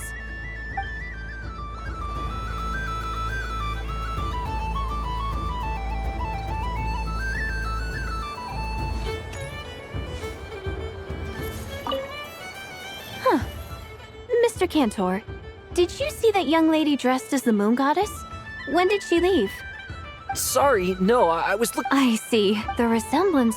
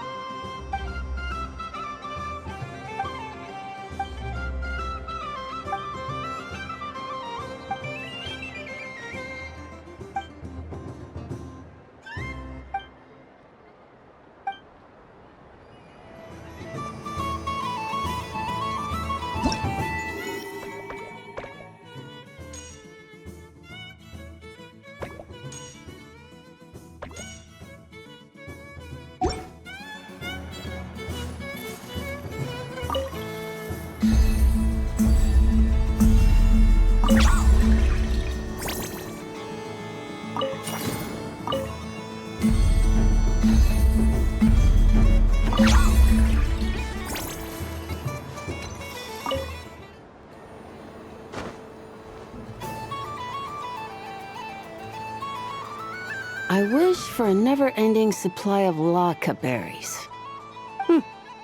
What a humble wish. Probably written by a child.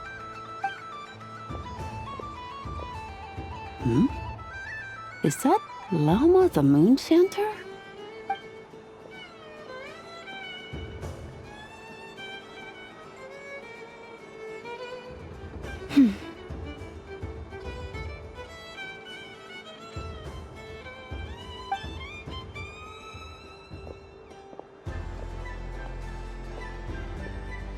I wish that the long plume ibises would stop biting me.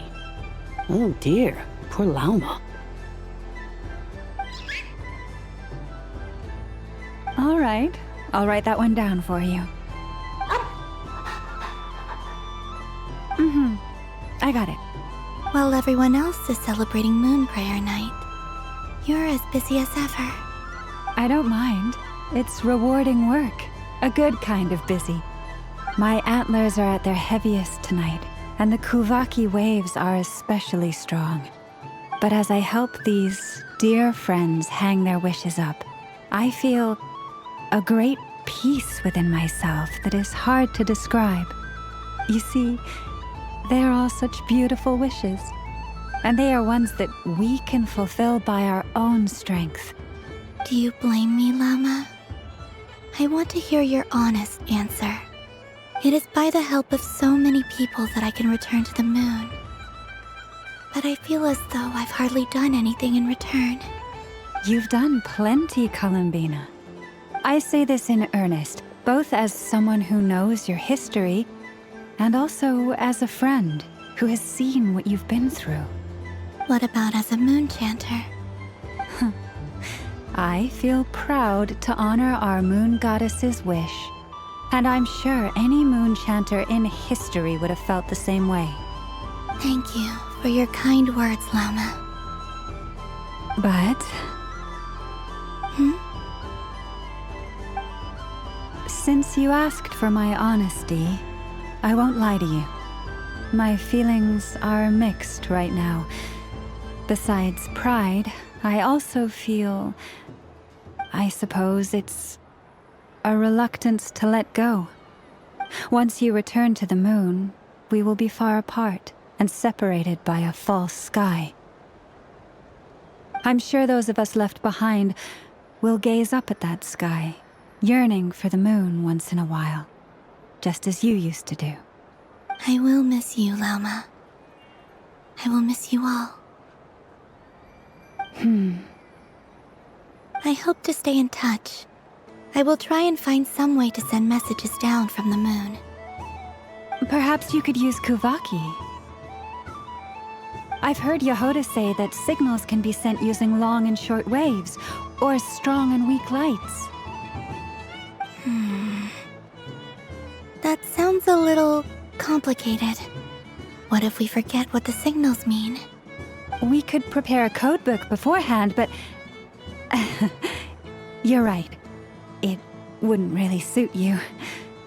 Still, whatever happens, I believe that you will find your own unique way of communicating with us. And now that I think about that, my heart feels lighter. Because you trust in me? Yes. I have faith in you, and in the power of truth. In my experience, the truth tends to be difficult. But that's what makes it stand out from what is false. So I'm confident that your thoughts and your love will shine through the curtain of lies. We will know it when we see it. Thank you. Now, could you help me hang up my wish? Is this? I wish that all who dwell in this moonlit world can find a place to belong. And I wish that I shall one day see my friends again. It's 2 wishes. I hope that's not too greedy of me. Not at all. And I think you speak for us all with the second one.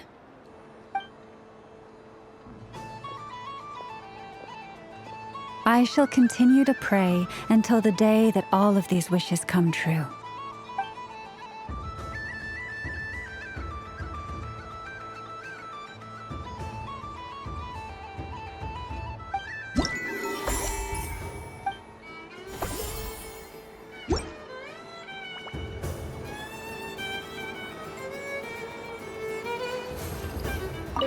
Yes. May everyone's wishes come true. Why, thank you. Don't mind if I do. Oh, my. It's so sweet. I'm so accustomed to plain, simple meals that this sweet treat is quite a shock to the senses. But I savor this moment in its entirety because it tastes like true friendship.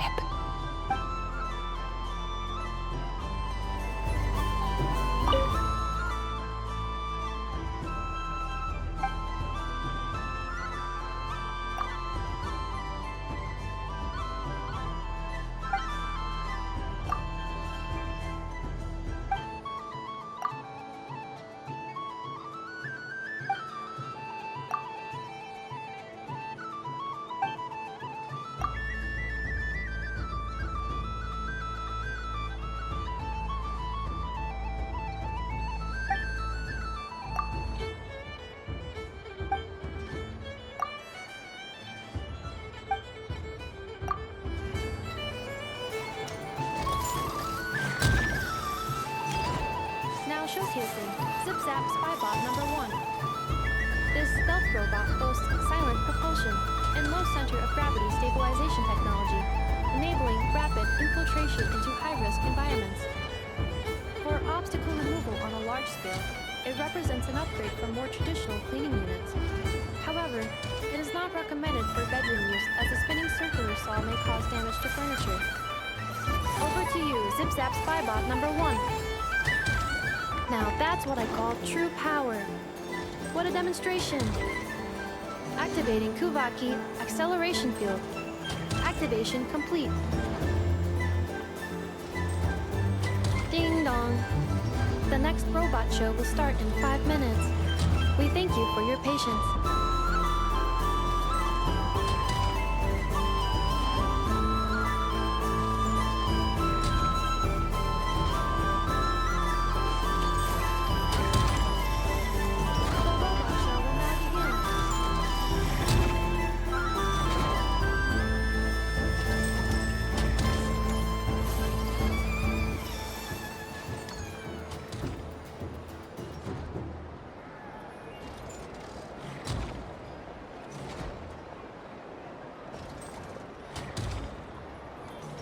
The next showcase is everyone's favorite prospector bot, Charred Lombro.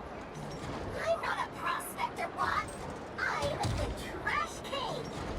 This is a special sorting bot that can sift through useless trash and pick out valuable treasure. Its manufacturing history remains a mystery, but Aino and I are both delighted that it has joined the craft shop family. I'm not. Now, how about a demo, Charred? How about some trash to sort? There's none here. Note how it can simulate temper tantrums and respond to information in real time. Take me back to the workshop. I want to work.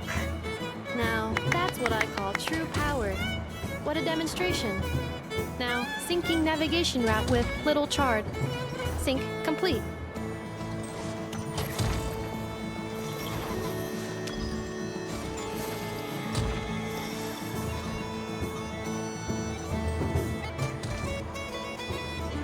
Ding dong. The next robot show will start in 5 minutes. We thank you for your patience.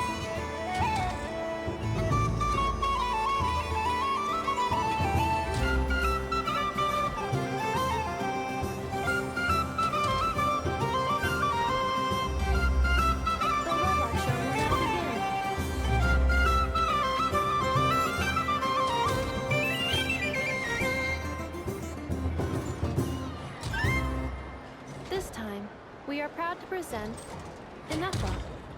That's me. I am a multifunctional robot for domestic application, integrating smart cleaning, precision cooking, emotive communication, and various other modules. When necessary, I can autonomously deploy the multi-purpose Smart Assistance Unit, Brigida, to ensure the safety of important personnel. This includes the just-in-time pickup of candy wrappers and similar items to prevent Aino from tripping over them. You weren't supposed to mention that.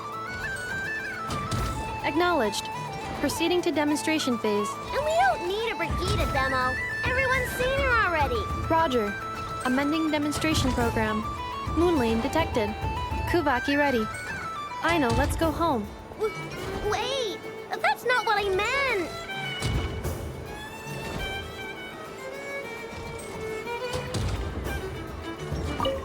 Aw, I really thought you were gonna send me home. When did you learn to scare people, huh?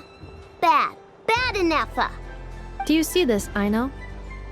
It's a crunkake! You made it yourself, didn't you? Wait, how did you know I was hungry? Correction, you are not hungry. You merely desire food. However, consuming extraneous snacks is acceptable during a festival.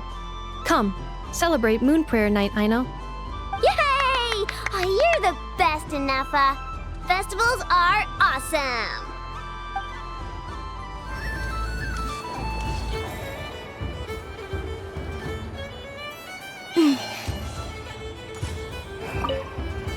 Done being a do-gooder? Thanks for coming here. Are there any... Why does that... I know you don't, even if you won't admit that. Otherwise, you'd... Looks like Albedo's socialization program has been far more useful to you than all those Vahumana textbooks. A moon prayer candy for me? Huh, thank you. It smells like... baked apples and butter. Reminds me of Good Hunter, a restaurant in Mondstadt. I always have to resist the temptation to go there unless I'm ordering food. I understand your homesickness, Miss Columbina. I have a double dose of it. Because both Simulanka and Mondstadt are my home.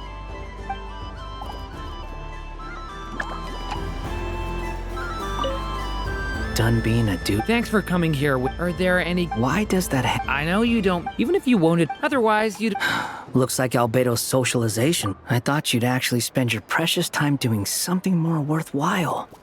Everyone has to take one? Well, fine. I'll take mine.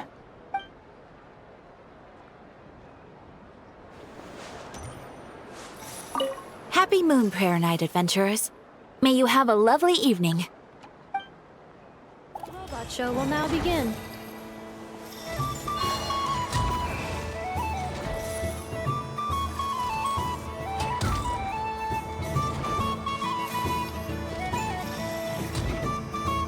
Next up, we have Knuckle Duckle. This armed domestic robot utilizes multi-sensor fusion technology to provide 24-hour security and environmental parameter monitoring.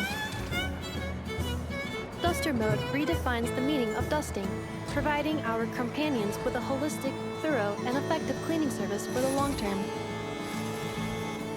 Take it away, Knuckle Duckle.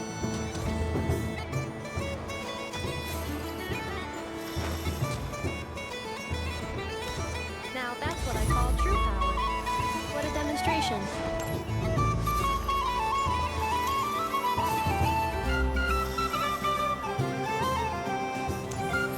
Clearing stage of Kubaki stamping die. Task complete.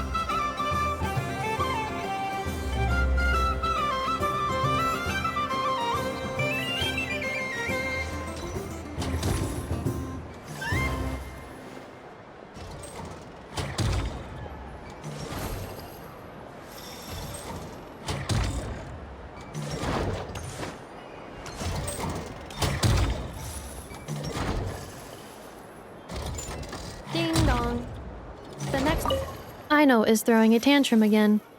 I believe it will take scanning candy composition and ingredient ratios. Selection confirmed. I would like the krumkake flavor. Flavor profile simulates real krumkakes with 27% accuracy. This is a non-viable substitute for Aino's afternoon snack. One moment, please. Done. Please sample this freshly baked krumkake, Miss Columbina. Ding dong. The next robot show will start in 5 minutes. We thank you for your patience. The robot show will now begin. Now, let's see what Rumpling 70% Sweet can do for you. This dessert-making robot fully automates the baking process with smart recipe analysis and precision temperature control. Don't miss out on Rumpling's taste testing functions, unique to the market. It is a hallmark of Ida's forward-thinking design philosophy, which places mechanical empathy at the core. Rumbling 70% sweet. Stage is yours.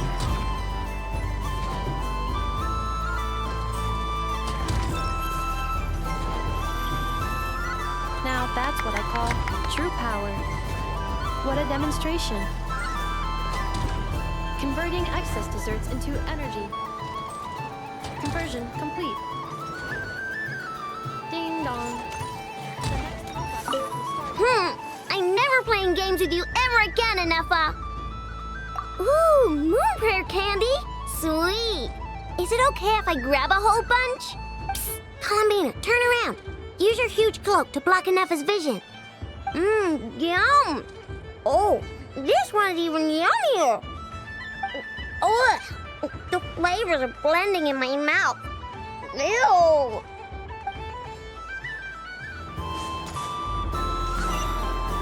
If all the prizes are gone, I might as well close up shop for the day.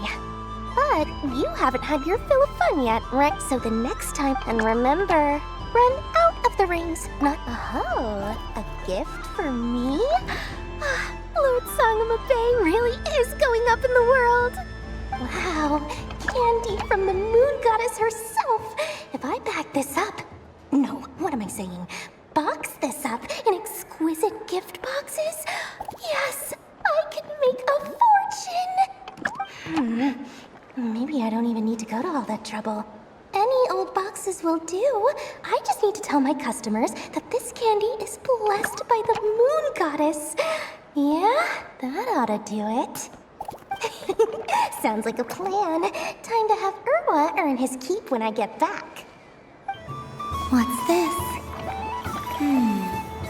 Should I give it a try?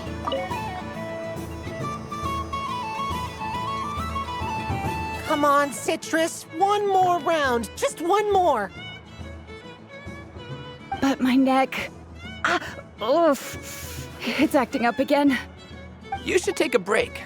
Health comes first. Yeah, don't push yourself. We'll find someone else. Hey, don't look at me. I'm the referee. What are we gonna do then? Do you need any help? Yes, we do. We need one more player for our game. All right. Could you teach me how to play? It's really simple. You just throw the dice and move by that number of tiles. First one to reach the finish line wins. Rolling a hamster means you move one tile. A paper frog is 2 tiles, and a flying squirrel is 3 tiles. 'Cause they go the fastest. Okay, I get it. So, we're all set? In that case, please take your places and let the game begin!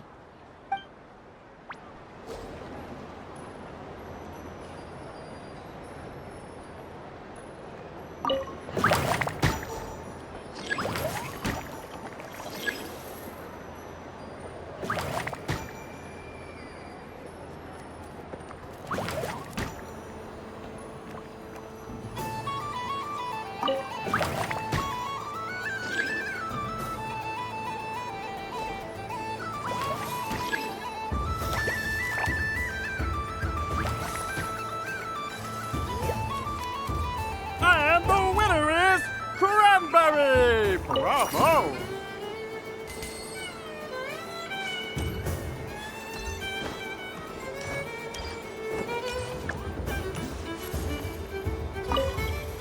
It's a pity that my good friend Faro Bear is busy working on a training program for Princess he missed. If he could have been here, the victory might have been his.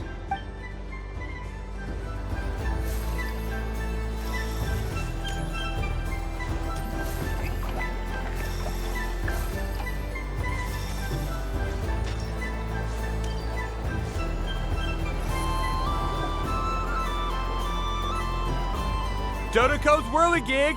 Come check out Dodoko's Whirligig! Ah, welcome home, Moon Goddess. Might I ask what this is?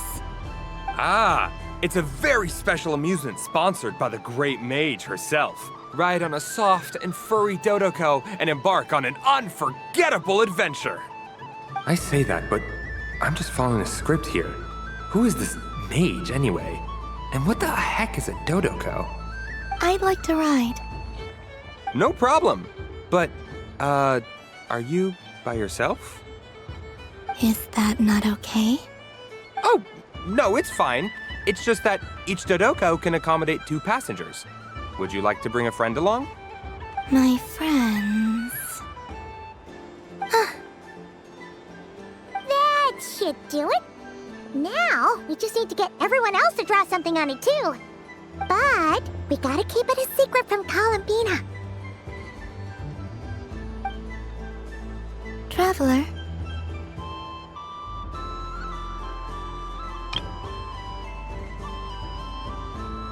Ah! I want to go on that ride. Will you join me?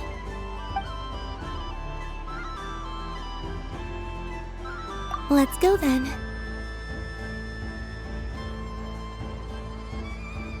Don't worry. Paimon will do the rounds. You go have fun.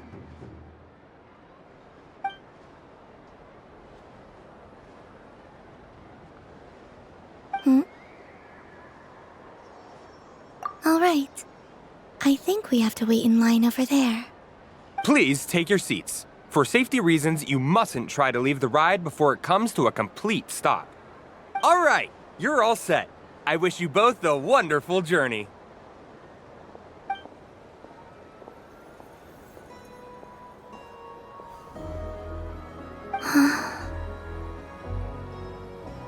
Not bad. It reminds me of riding a moon lane. Sometimes, the Kuhenki circle around me like this, playing their beautiful melodies. Yeah, I'm going to miss them.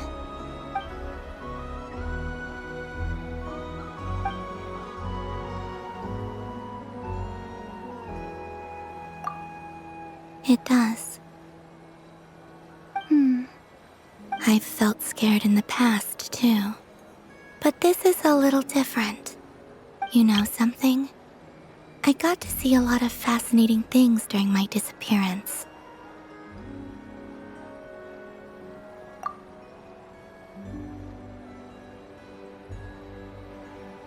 I saw how the Frost Moon Scions act around their families.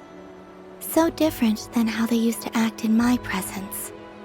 And I also saw how they interact with their friends. It made me curious at first.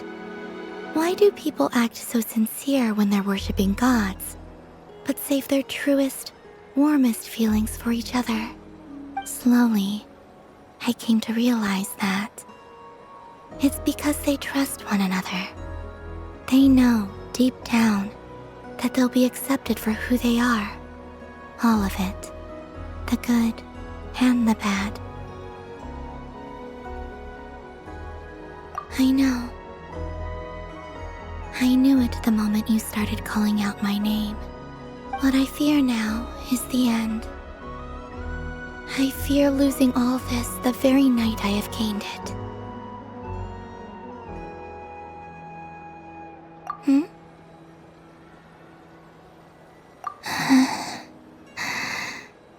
Thank you for this conversation. Thank you for listening to me. Don't worry. This fear I have, and the unknown that awaits me, they cannot hurt me. Not when I possess a treasure far greater. I just want you to remember this version of me, the real me, on this final night together. Dear passengers, Dodoko's awesome adventure has come to a close. Please leave in an orderly fashion, and we look forward to seeing you again in the future. Don't want the journey to end, huh? Don't worry, you two. There's always another adventure waiting just around the corner.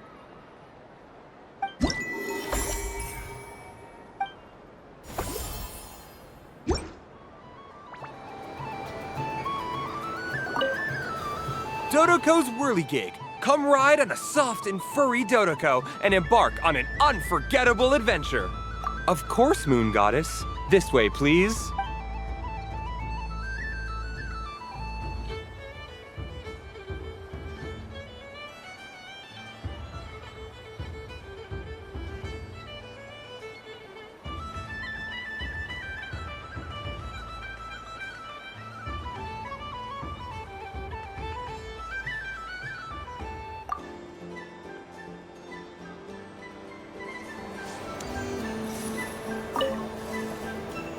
Fun ride, huh? You and Columbina looked pretty sad to leave. This isn't gonna make Paimon dizzy, is it? Oh, candy for us? Thanks a bunch, Columbina. Don't mind if we do. Whoa, this one's intense. But it's so tasty. What about you, Traveler? How does yours taste? Oh, sounds good. Paimon's drooling now. Are there any more Smetana candies in the box? Yes, I believe so. Okay, gotcha. Let's see. Sure. This one, and yep, this one looks right too. Okay, that's 3.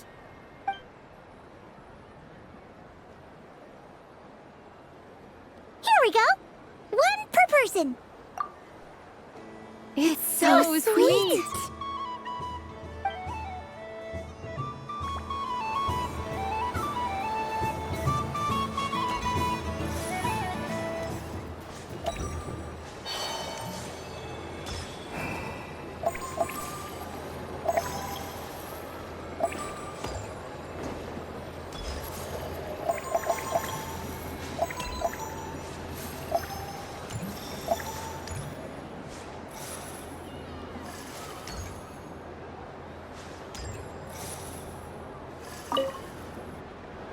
Welcome home, Moon Goddess. Oh, you're the genuine article. Alice was right.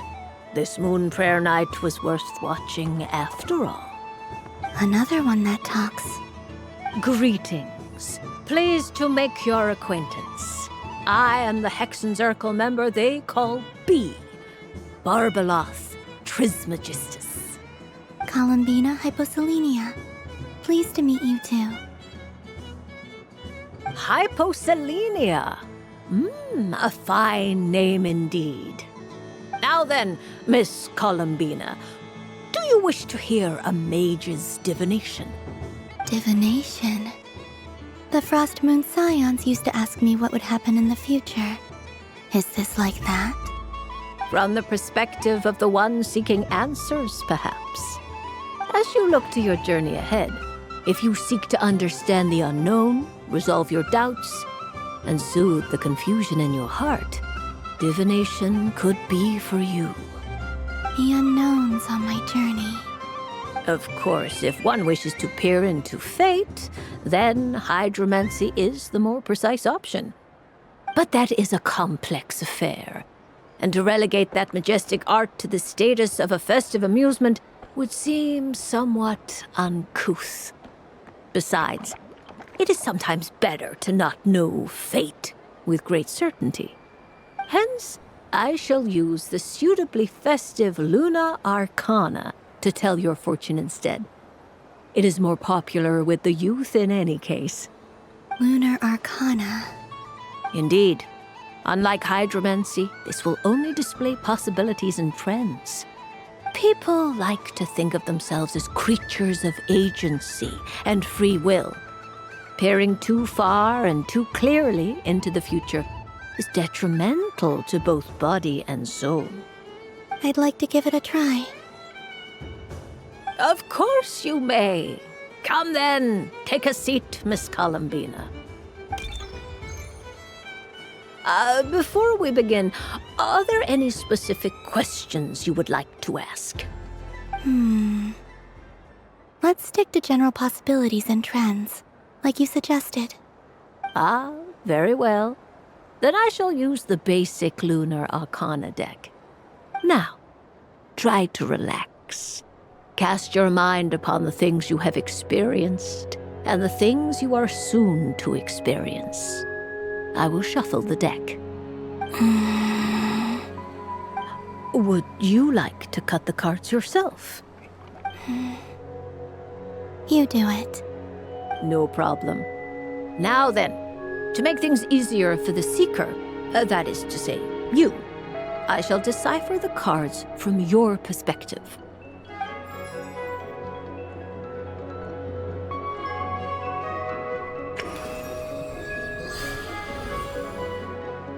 Please, draw the first Lunar Arcana.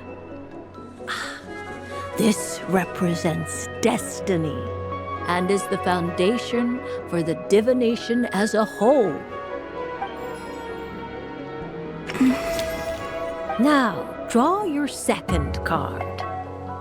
This will stand for the past, the sum of all your experiences that have come before.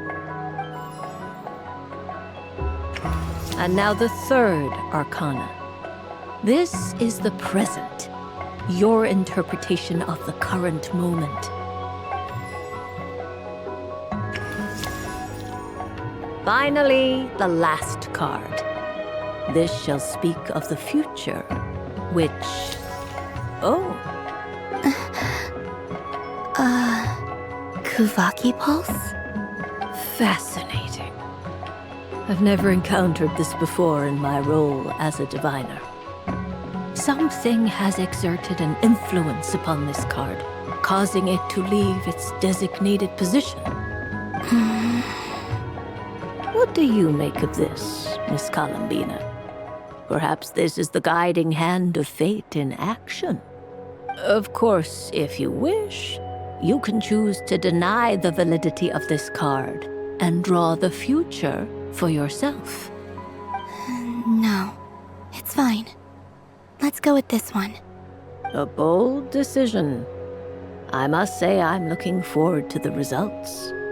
Well then, let us flip the lunar arcana in sequence and see what emerges. Sure.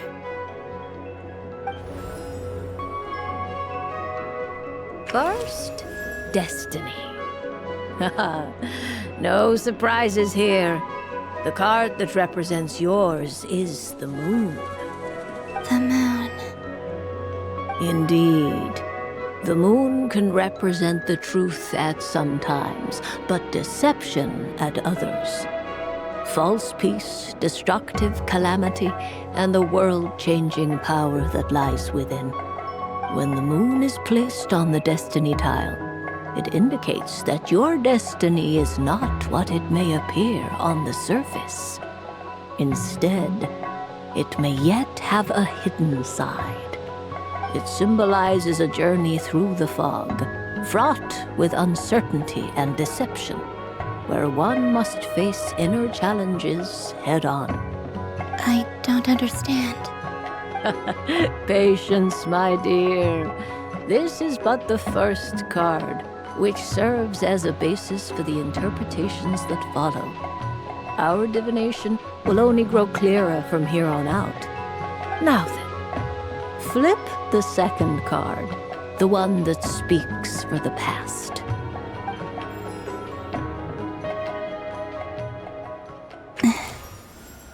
Ah, the Hermit, but inverted. Inverted? Yes. The Hermit symbolizes solitude, introspection, and the pursuit of truth. When inverted, it represents isolation, truth out of reach, and a path that leads one astray. Combined with the moon as one's destiny, the Hermit inverted represents a choice you made to stand alone in the past. It was a choice made not out of fear or arrogance, but for reasons that others could not perceive. You fumbled through the darkness without a guide, but you did not find your way. Rather, you went astray. More than once, it would seem. Is this about how I became Kutar despite not wishing to become a god? And how I joined the Fatui because I yearned for a place to belong? I suspect only you know the answer to this question. All is not lost. The past is in the past, and so it shall remain. Shall we look into the present now? Oh my. The Lovers. One of the most interesting Luna Arcana. What does this one mean? This means that you have had an unprecedented emotional experience. The joy of finding your soul becoming intertwined with that of another. A precious and wonderful thing indeed. It's true. I've made a lot of friends recently, and they are very good to me. I like them a lot. That sounds lovely. I am most delighted for you. The Lovers can also represent important decisions, perhaps related to a parting of ways. Now, if I were to guess... Yes. My return to the moon. I understand. Parting with friends is never easy, Columbina. But rest assured, this is not the end of your journey. There is always another story waiting to be told. The future always lies ahead. The future. Well now, it's finally time to flip this most mysterious of cards. Why did it appear? And what does it wish to tell you? I'm ready. Very well. Flip this card and see what lies on the other side. Oh. Miss Barbaloth? What is it? This card is death. That doesn't sound very good. It depends on how we interpret it. It is true that it can represent an agonizing death, a complete and utter end, but at the same time, it can also represent rebirth. Do not forget that your destiny card is the moon.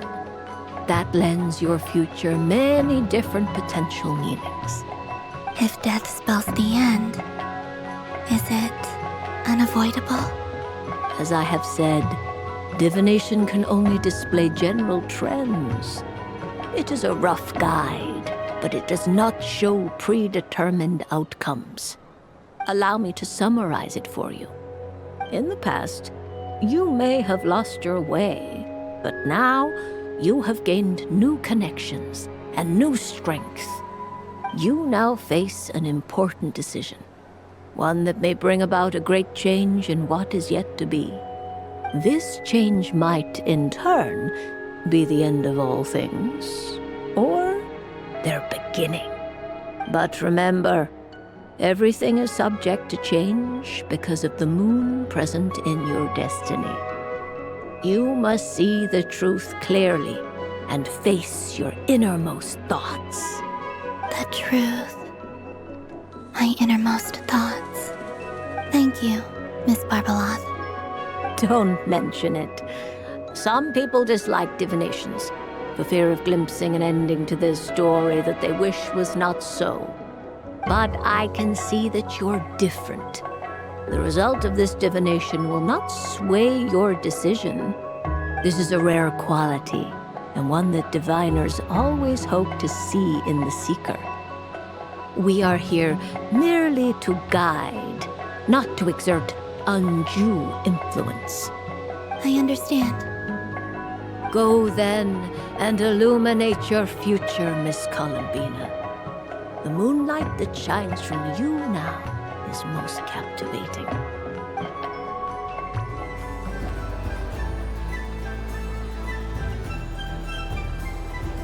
The death card made a most enigmatic appearance. The moon for which Miss Columbina is bound, I fear. Fretting is of no avail. I will have a chat with Alice about it sometime. Ah, you're such a polite child, Miss Columbina. But we elders have already partaken of our fair share of stories in this world. Enjoying candy, keeping up with the hip and groovy trends of the day. These things should be left to youngsters like you. I hope you don't misunderstand me. I do not intend to lecture you or reject your kindness. It is simply that the mere sight of this candy is starting to give me a toothache.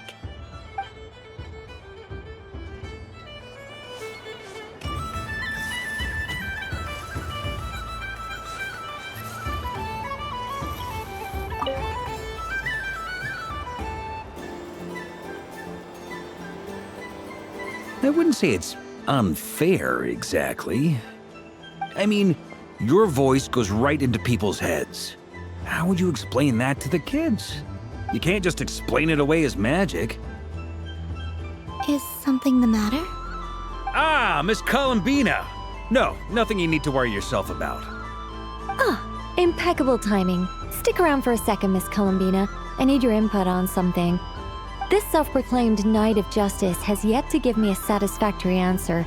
I, for one, would like to hear your verdict on the matter. Hey, now, I left the flagship just to help you out, Miss Nicole. What's going on? So Alice and I are both using long-range remote control spells that work on similar principles, allowing us to attend this festive fair in Dottore form. Sorry, let me backtrack a little. While similar, there are some key differences. Alice, being a great mage, wanted her Dottore to reflect something of her own charm and mystique. So she adjusted the way its tail moves when it spins around. An entirely gratuitous move, in my opinion. I hardly see how anyone is going to notice that. If anything, I'd say that anyone who stares intently enough at a Dottore's tail to notice such a small detail is someone we ought to be highly concerned about. I only say this to emphasize that my question has nothing to do with tails. Now that we're clear on that, why is Alice's Dotoko permitted to interact directly with the children celebrating Moon Prayer Night, while mine is not? Your voice speaks directly into people's minds.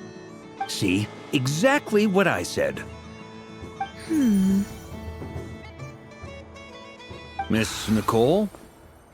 Ugh, I can't stand it.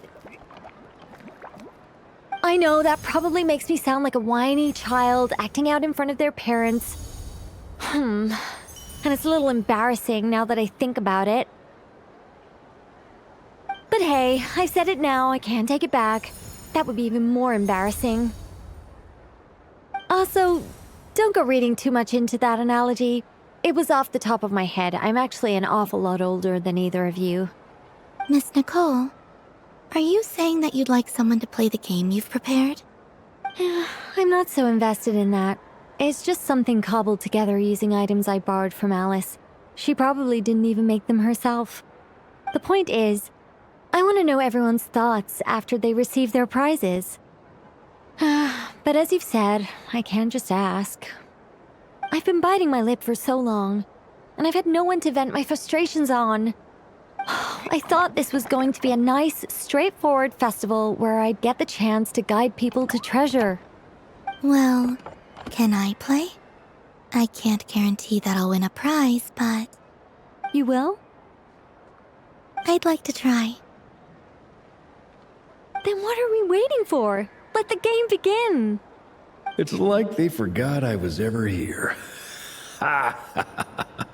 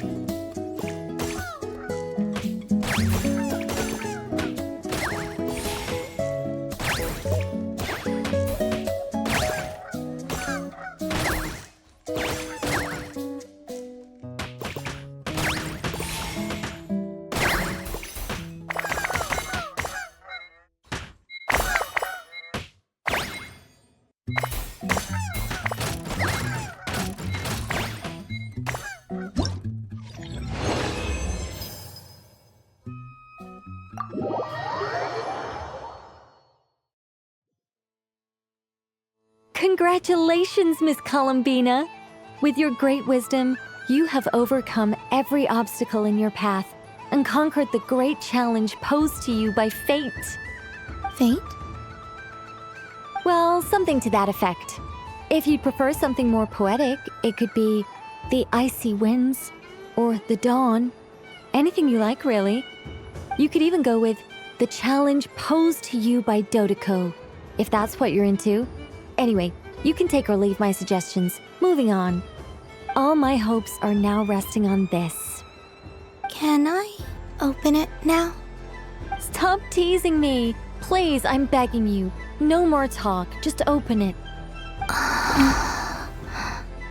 Wow. What a lovely sculpture. Classic and cute at the same time. Thank you, Miss Nicole. I'll always treasure it. Ah, there we go. Music to my ears. You have my sincerest gratitude, Miss Columbina. Thank you for sharing your precious time with me and fulfilling my wish. Don't mention it. You've all done much to help me. And still, I'm the one receiving all these gifts.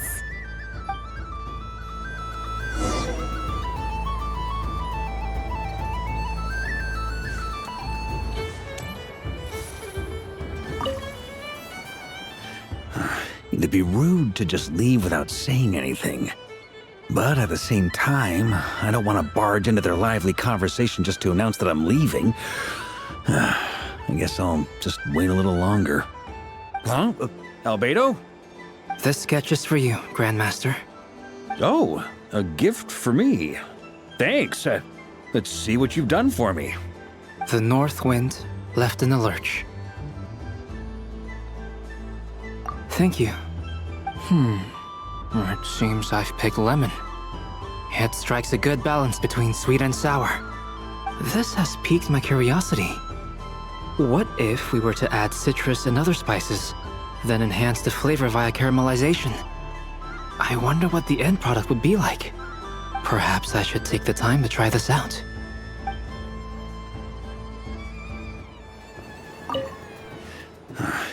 Huh? Albedo? This sketch is for you. Oh. The North Wind left in a lurch. Ooh, I get one too? Nice, thanks. What is that? Oh, it's so familiar. Don't tell me, don't tell me. Oh, I got it. It's like the candy jar dropped into a vat of today's boon. Seems I'm a proud recipient of today's Feast of the Moon, huh?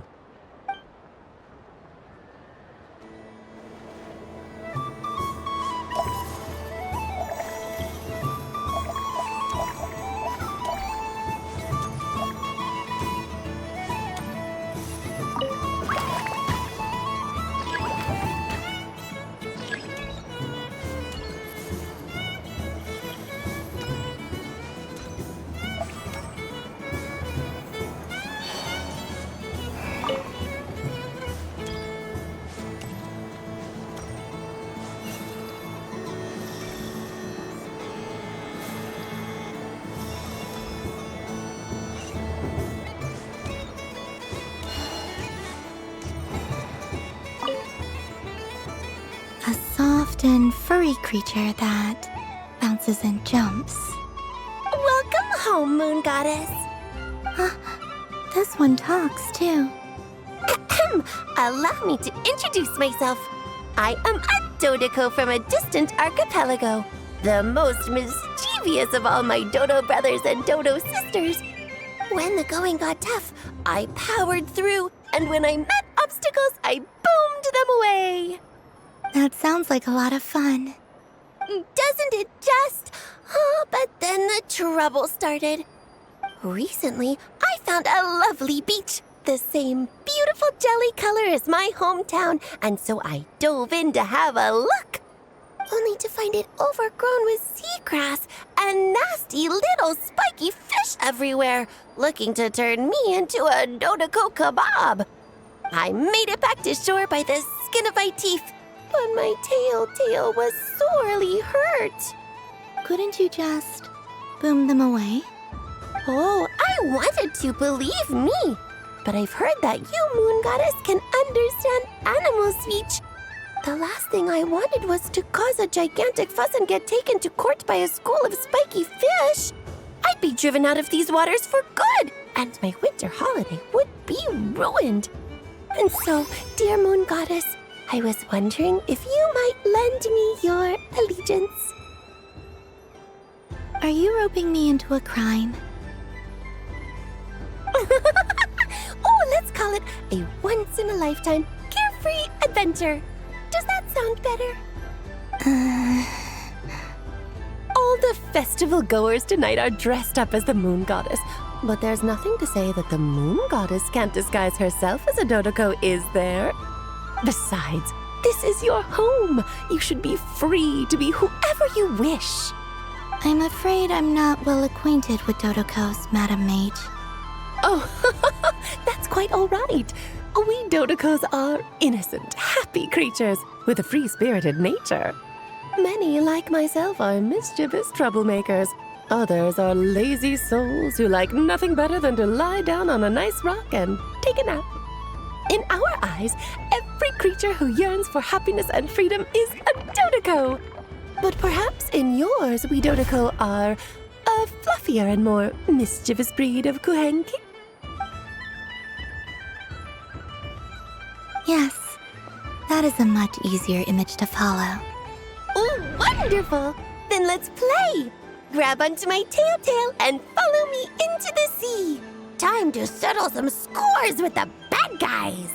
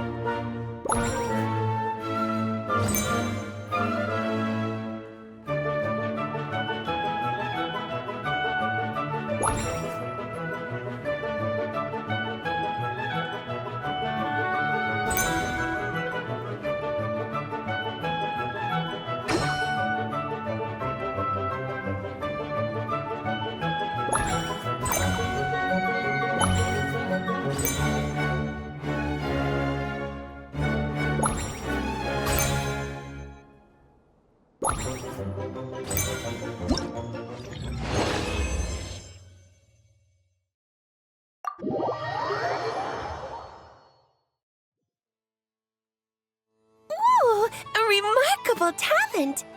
So, what do you make of it? The use of Jumpy Dumpties doesn't come as naturally to me as Kuvaki, but their unpredictability makes it fun. I think they call this... novelty? Indeed! And how did it feel blowing those pesky nuisances away? Not bad. Any guilt? What do you mean? Oh, wonderful! Lovely answers to all 3 questions.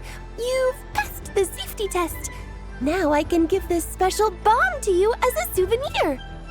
Remember, if you find any meanies living on the moon, you can use this to boom them into oblivion. I will.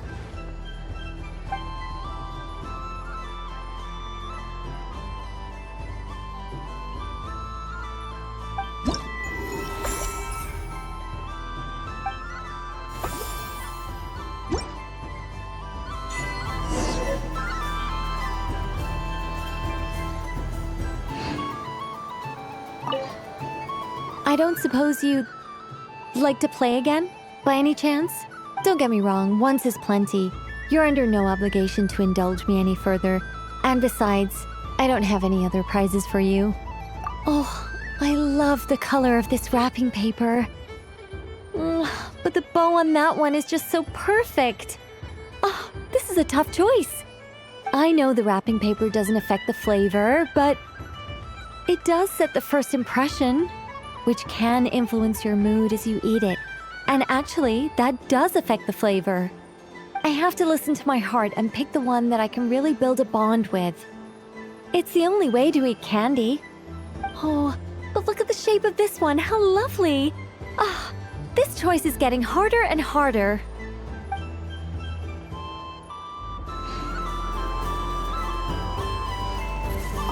Up for another round of fish blast? Of bye-bye, bad fishies! Oh, bless my fluffy tail! Dodoko has never seen candy shaped quite like this before. Why, it shines like a lovely crystal. Let the feasting begin. Oh, sweet as a tomato bathed in sunlight.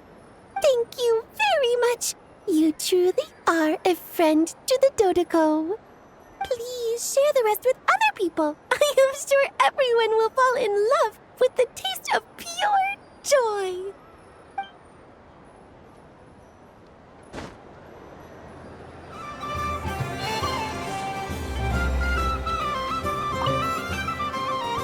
Traveler. Hey there, Columbina! Are you done checking out the festive amusements already? Are you sure you don't want to look around some more?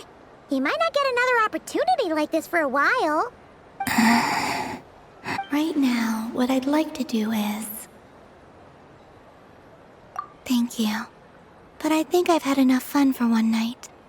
I've made plenty of precious memories. Really? You're sure you don't want to have a little more fun out there?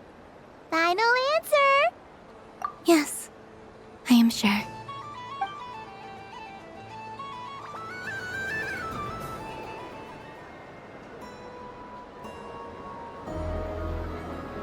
This was the most fun I've ever had on a moon prayer night. Everywhere I went, people were saying, "Welcome home," and there were friends at every turn. I only wish it could last longer than one night. Oh. Yes, you're right. The moon prayer blossoms. Ooh, look! Look! Moon prayer night has come.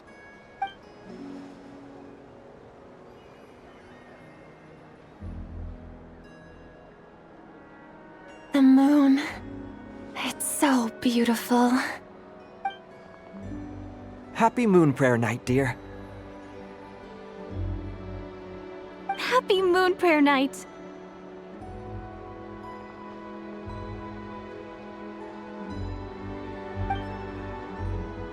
Happy Moon Prayer Night.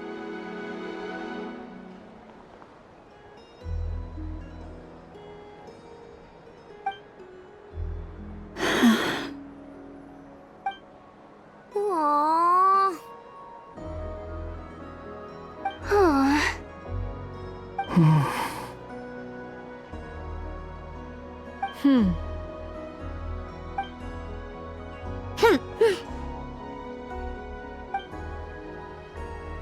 Time flies when you're having fun.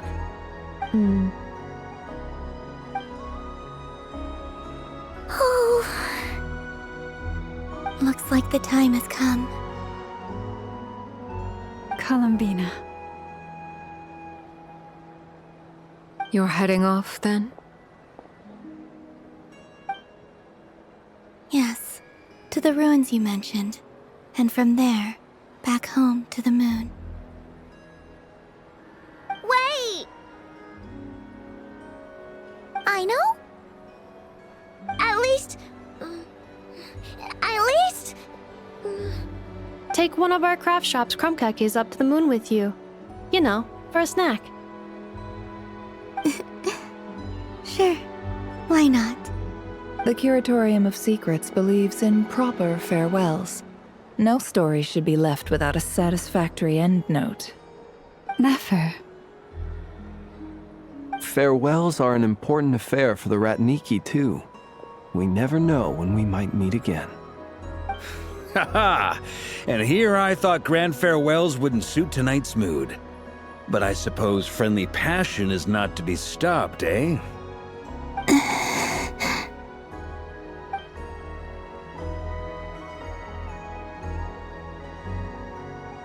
We made a little something for you, Columbina.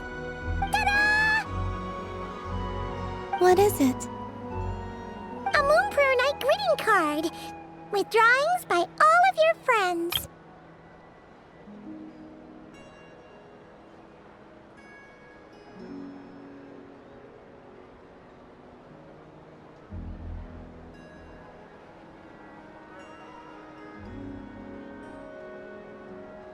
You did mention that you'd like a portrait done, so I took the liberty of creating one for you.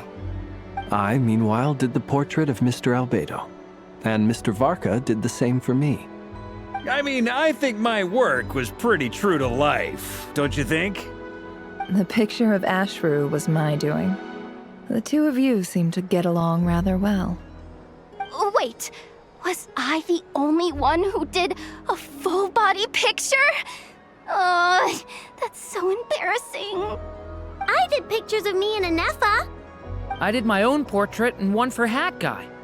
Plus, there's the two mages, Arlecchino and Sandrone. So, if you ever miss us, just flip the card open and we'll all be right there with you. I don't know what to say. Thank you so much, everyone. This whole moon prayer night was more than I could have ever asked for. It is the greatest gift I have ever received. Lauma, I figured it out. Figured what out? Remember how the Frost Moon Scions used to use milk as invisible ink to write hidden messages? That was a very long time ago. Oh, are you saying? Yes. When I miss you all, I shall use Moonlight in the same way, to write words that only you can see upon the moon itself. Wow, that sounds lovely. Quite. But how will we see them? Simply open your windows on nights when the moon shines bright, and the moonlight will naturally flow towards the words I have written. That sounds most fitting indeed. Very true to form. I'll try to write them in places that won't disturb your sleep. I, for one, would sleep all the better for having read one of your messages before settling down for the night. Exactly! So don't worry about disturbing anyone's sleep. Just promise you'll write to let us know you're okay, alright? Alright. I promise.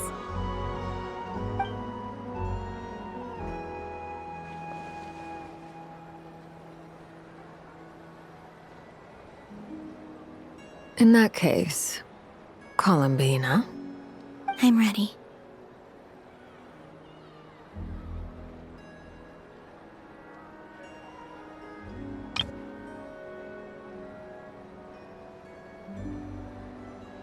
Very well. Let's go.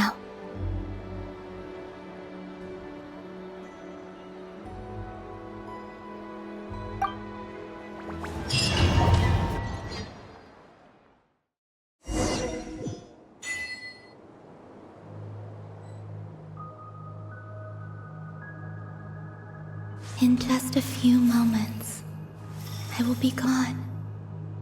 I still don't know what to expect on the moon. Will I really be able to send messages to my friends? The Kuhenki, the animals of Not Krai. I'll never get to see them again. I wonder where I'll be when the next moon prayer night comes.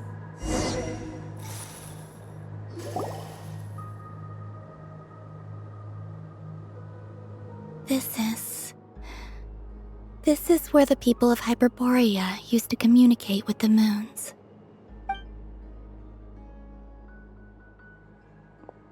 Eternal moon, frost moon, iridescent moon. When the power of all three converge, the gate to the moons shall open. Moon marrow preparations are complete. Only the final step remains. I'm sure Nasha Town is livelier than ever at this moment. Yeah, it's a shame you couldn't be there for it, but it's now or never, right? It's fine. I'm more than happy with this. My last piece of luggage. My only piece of luggage.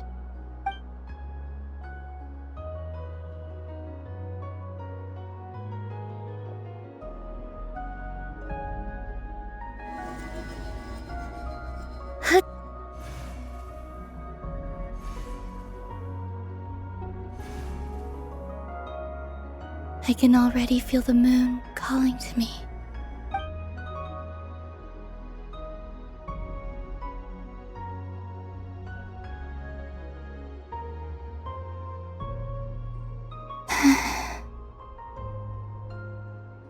Your home lies on the far side of this light, Columbina. From now on, we will at last have a reason to pray to the true moon. Columbina. Yes? I'm listening. Be sure to come back and see us when you get the chance.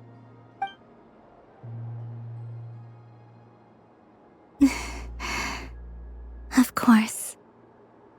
But if that chance doesn't come, then remember that you have friends on this planet. People who will miss Columbina. Yes, I will. Thank you for everything you've done for me. And remember, come night or day, the moonlight shall always connect us. Well then, farewell, my friends.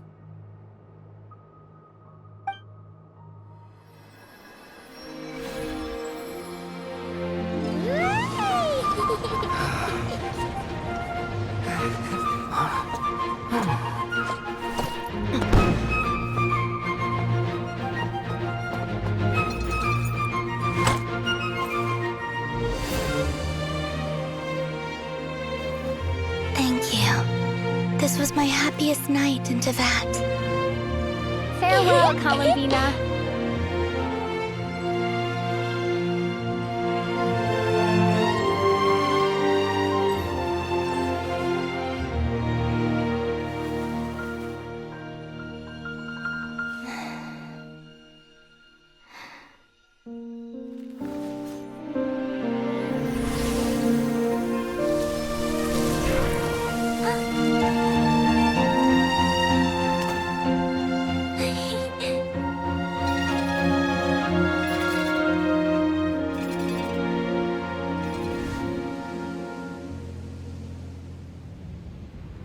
The moon really is closer than ever tonight.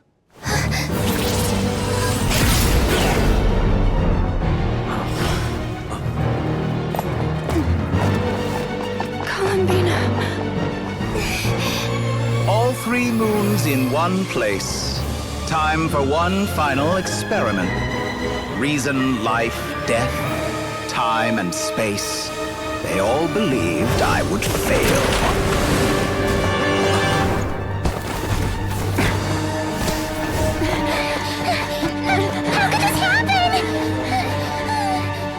But Tevat's primordial power never did belong to the throne of heaven. And now, they are mine.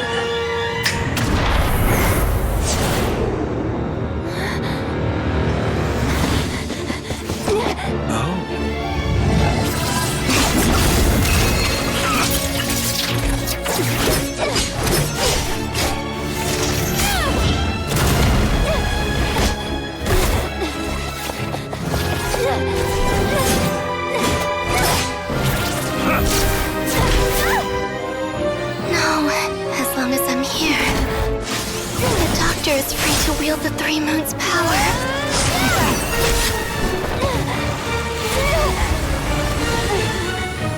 It's the only way.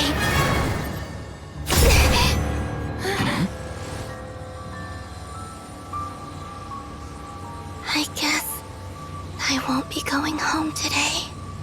Columbina! No!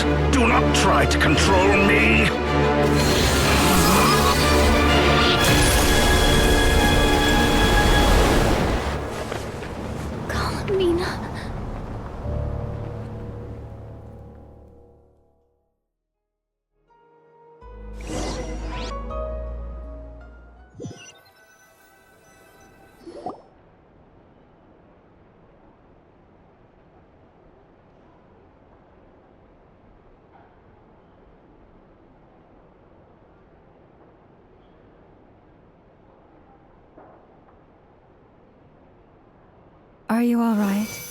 Do your wounds still hurt? I had someone prepare a little medicine that could prove effective. Take it if you need to. In that case, let me relate the contents of the call we made to Alice after the incident occurred. That Dottore is a crafty one. He distracted the Hexenzirkel by creating a huge fuss at Tevat's borders. I'd assumed that the cause was an abyssal intrusion from the outside world, which in fairness is a rather common occurrence. But after learning that you managed to influence the phantoms in Nordkrai, I realized that perhaps this interference could have come from within Tevat instead. But we weren't able to change their fates. True, you couldn't change how their stories ended, but you did build some variables around yourself. Variables? Yes, things you heard that you could not otherwise have learned, ideas that would otherwise have never crossed your mind. All these things are variables. Of course, most variables usually pale into insignificance with the myriad of possibilities floating around. But the moment you start treating them as building blocks and intentionally stacking them, that changes things. That's what Dottore did, and it's how he created the necessary conditions so that when you activated the portal tonight, it played right into his plan. However, we have no way of knowing exactly what he did. Yeah, we also need to ascertain Columbina's status. And that about sums it up. As I suspected, Dottore has disappeared completely. If it's any consolation, he wasn't able to control Columbina as he might have wished to. Oh no! What? She did what? All we saw was Dottore appeared and used some kind of power. The next thing we knew, he and Columbina were gone and you were falling into the sea.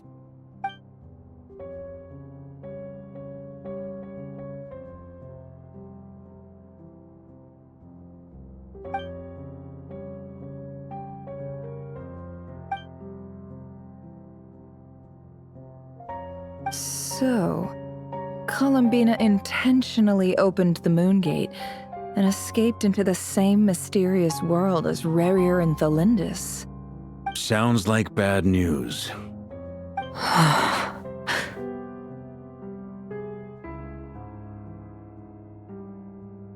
Seen in that way, the Trilunar Syzygy and Rarier's emergence, Dottore might have been pulling the strings in both cases.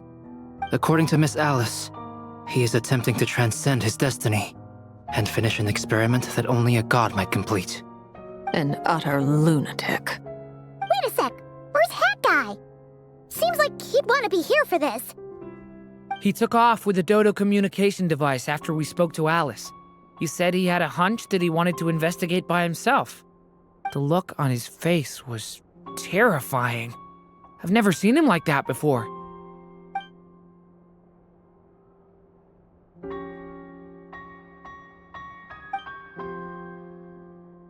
I'm back. Hat Guy! I went to look for the Hyperborean phantoms again. I think I've gotten to the bottom of it. I got them to talk to Nicole on the other end of the communications line. Turns out, the history they describe is different from how Nicole remembers it. Really? But how? Surely Nicole can't have been wrong. Because the phantoms are the ones who are deceived.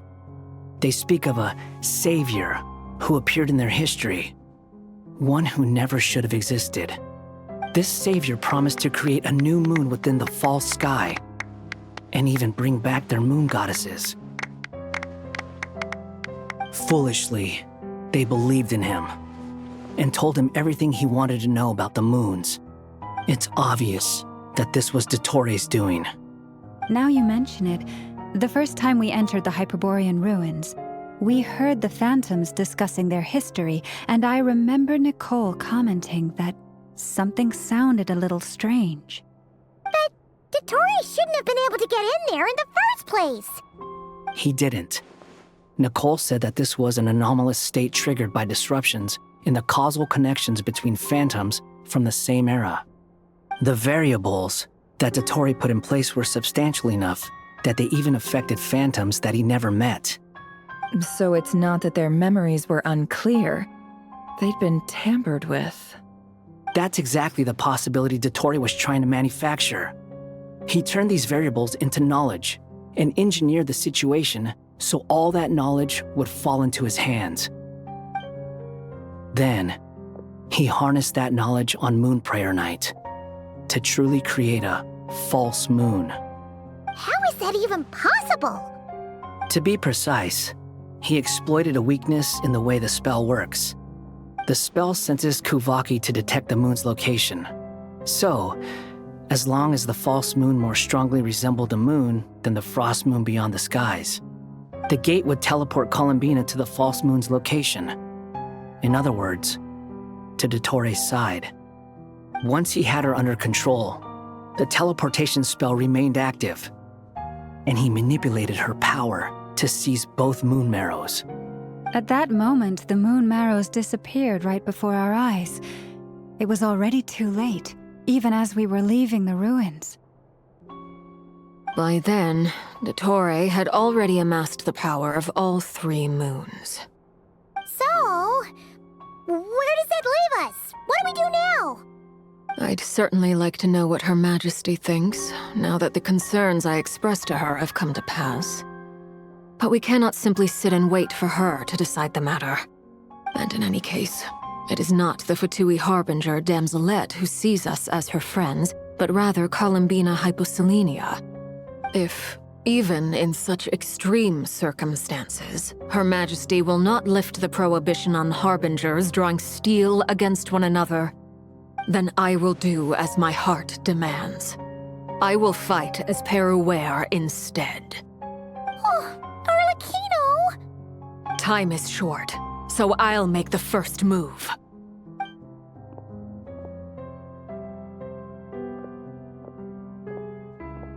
Whew. Even Arlecchino seems to be losing her cool now.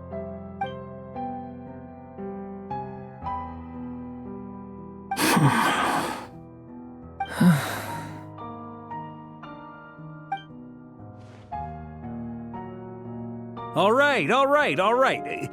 Lose those dejected looks for a moment and let me get a word in. It looks bad, I won't lie. Very bad, in fact. So Dottore's pulled some real dirty tricks to gain the upper hand. For now. And yeah, it's to the point where even the mages say that his variables have affected destiny. I'm not so sure, though. Many have told me that Tevat's destiny is fixed, and that does appear to be the case. Well, what makes Dottore so sure he'll be the exception? And since he was able to stack these variables up, who's to say we can't do the same? You of all people should not be discouraged, traveler from afar. This isn't over yet.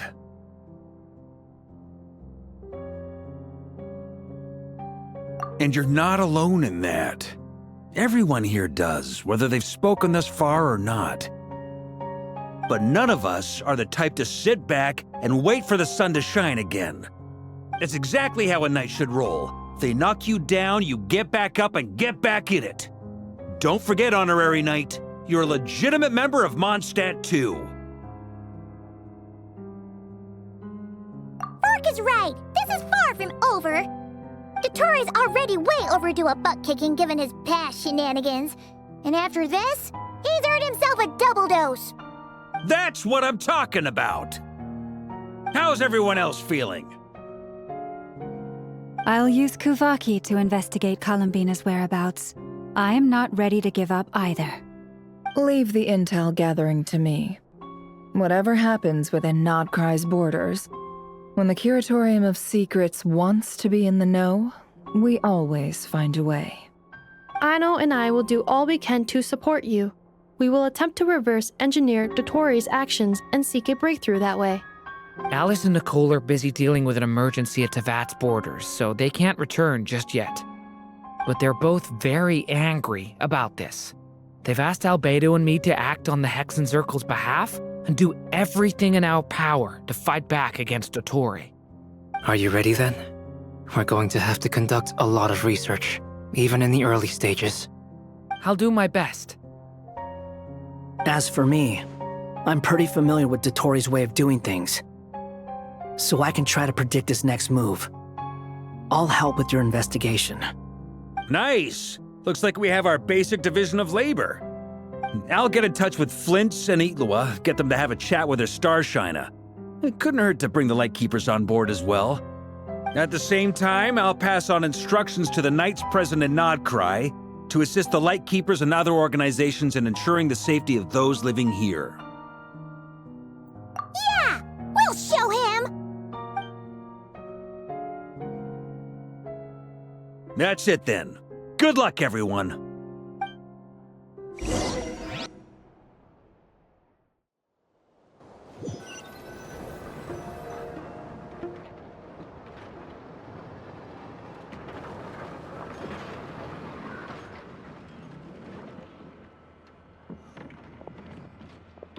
I never thought that Columbina would become my real name. It went from being a Fatui code name to something my friends call me. And remember, come night or day, the moonlight shall always connect us.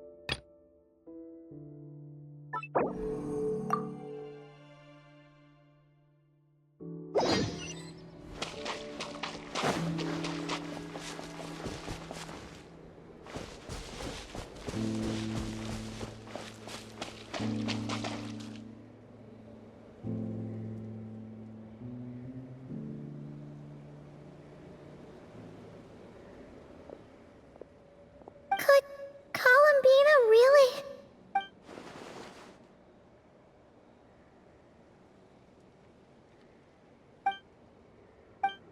Columbina?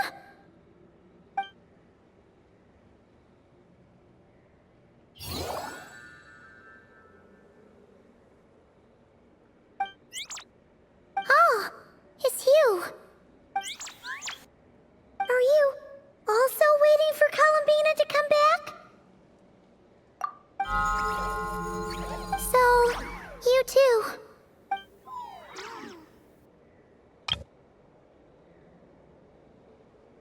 Hey, come on, don't be so sad. Keep your chin up. If everyone was sad, that'd be like... Paimon doesn't want to think about it.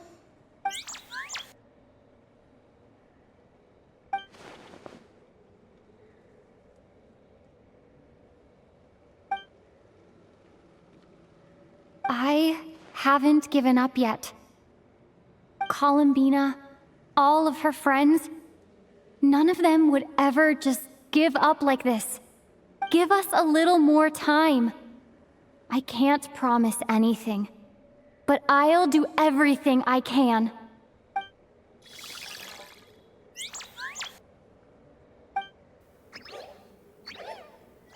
Are they cheering for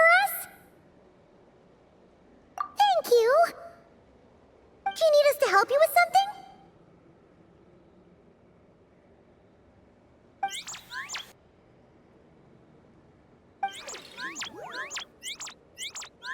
This Kuhenki. Paimon thinks it's the one who likes playing the lyre. Why don't you play something?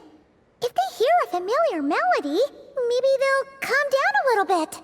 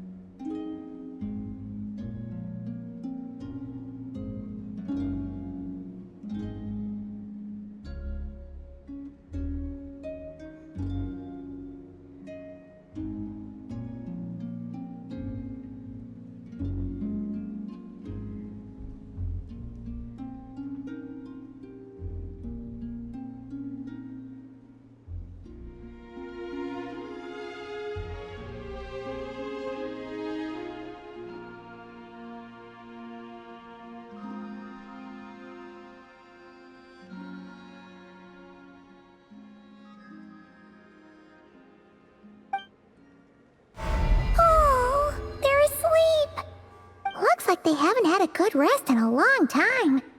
Shh, let's leave.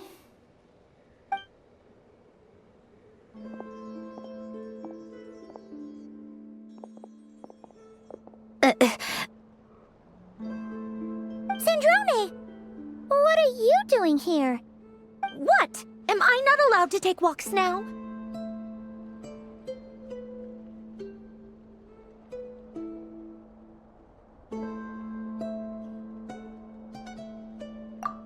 Thought as much.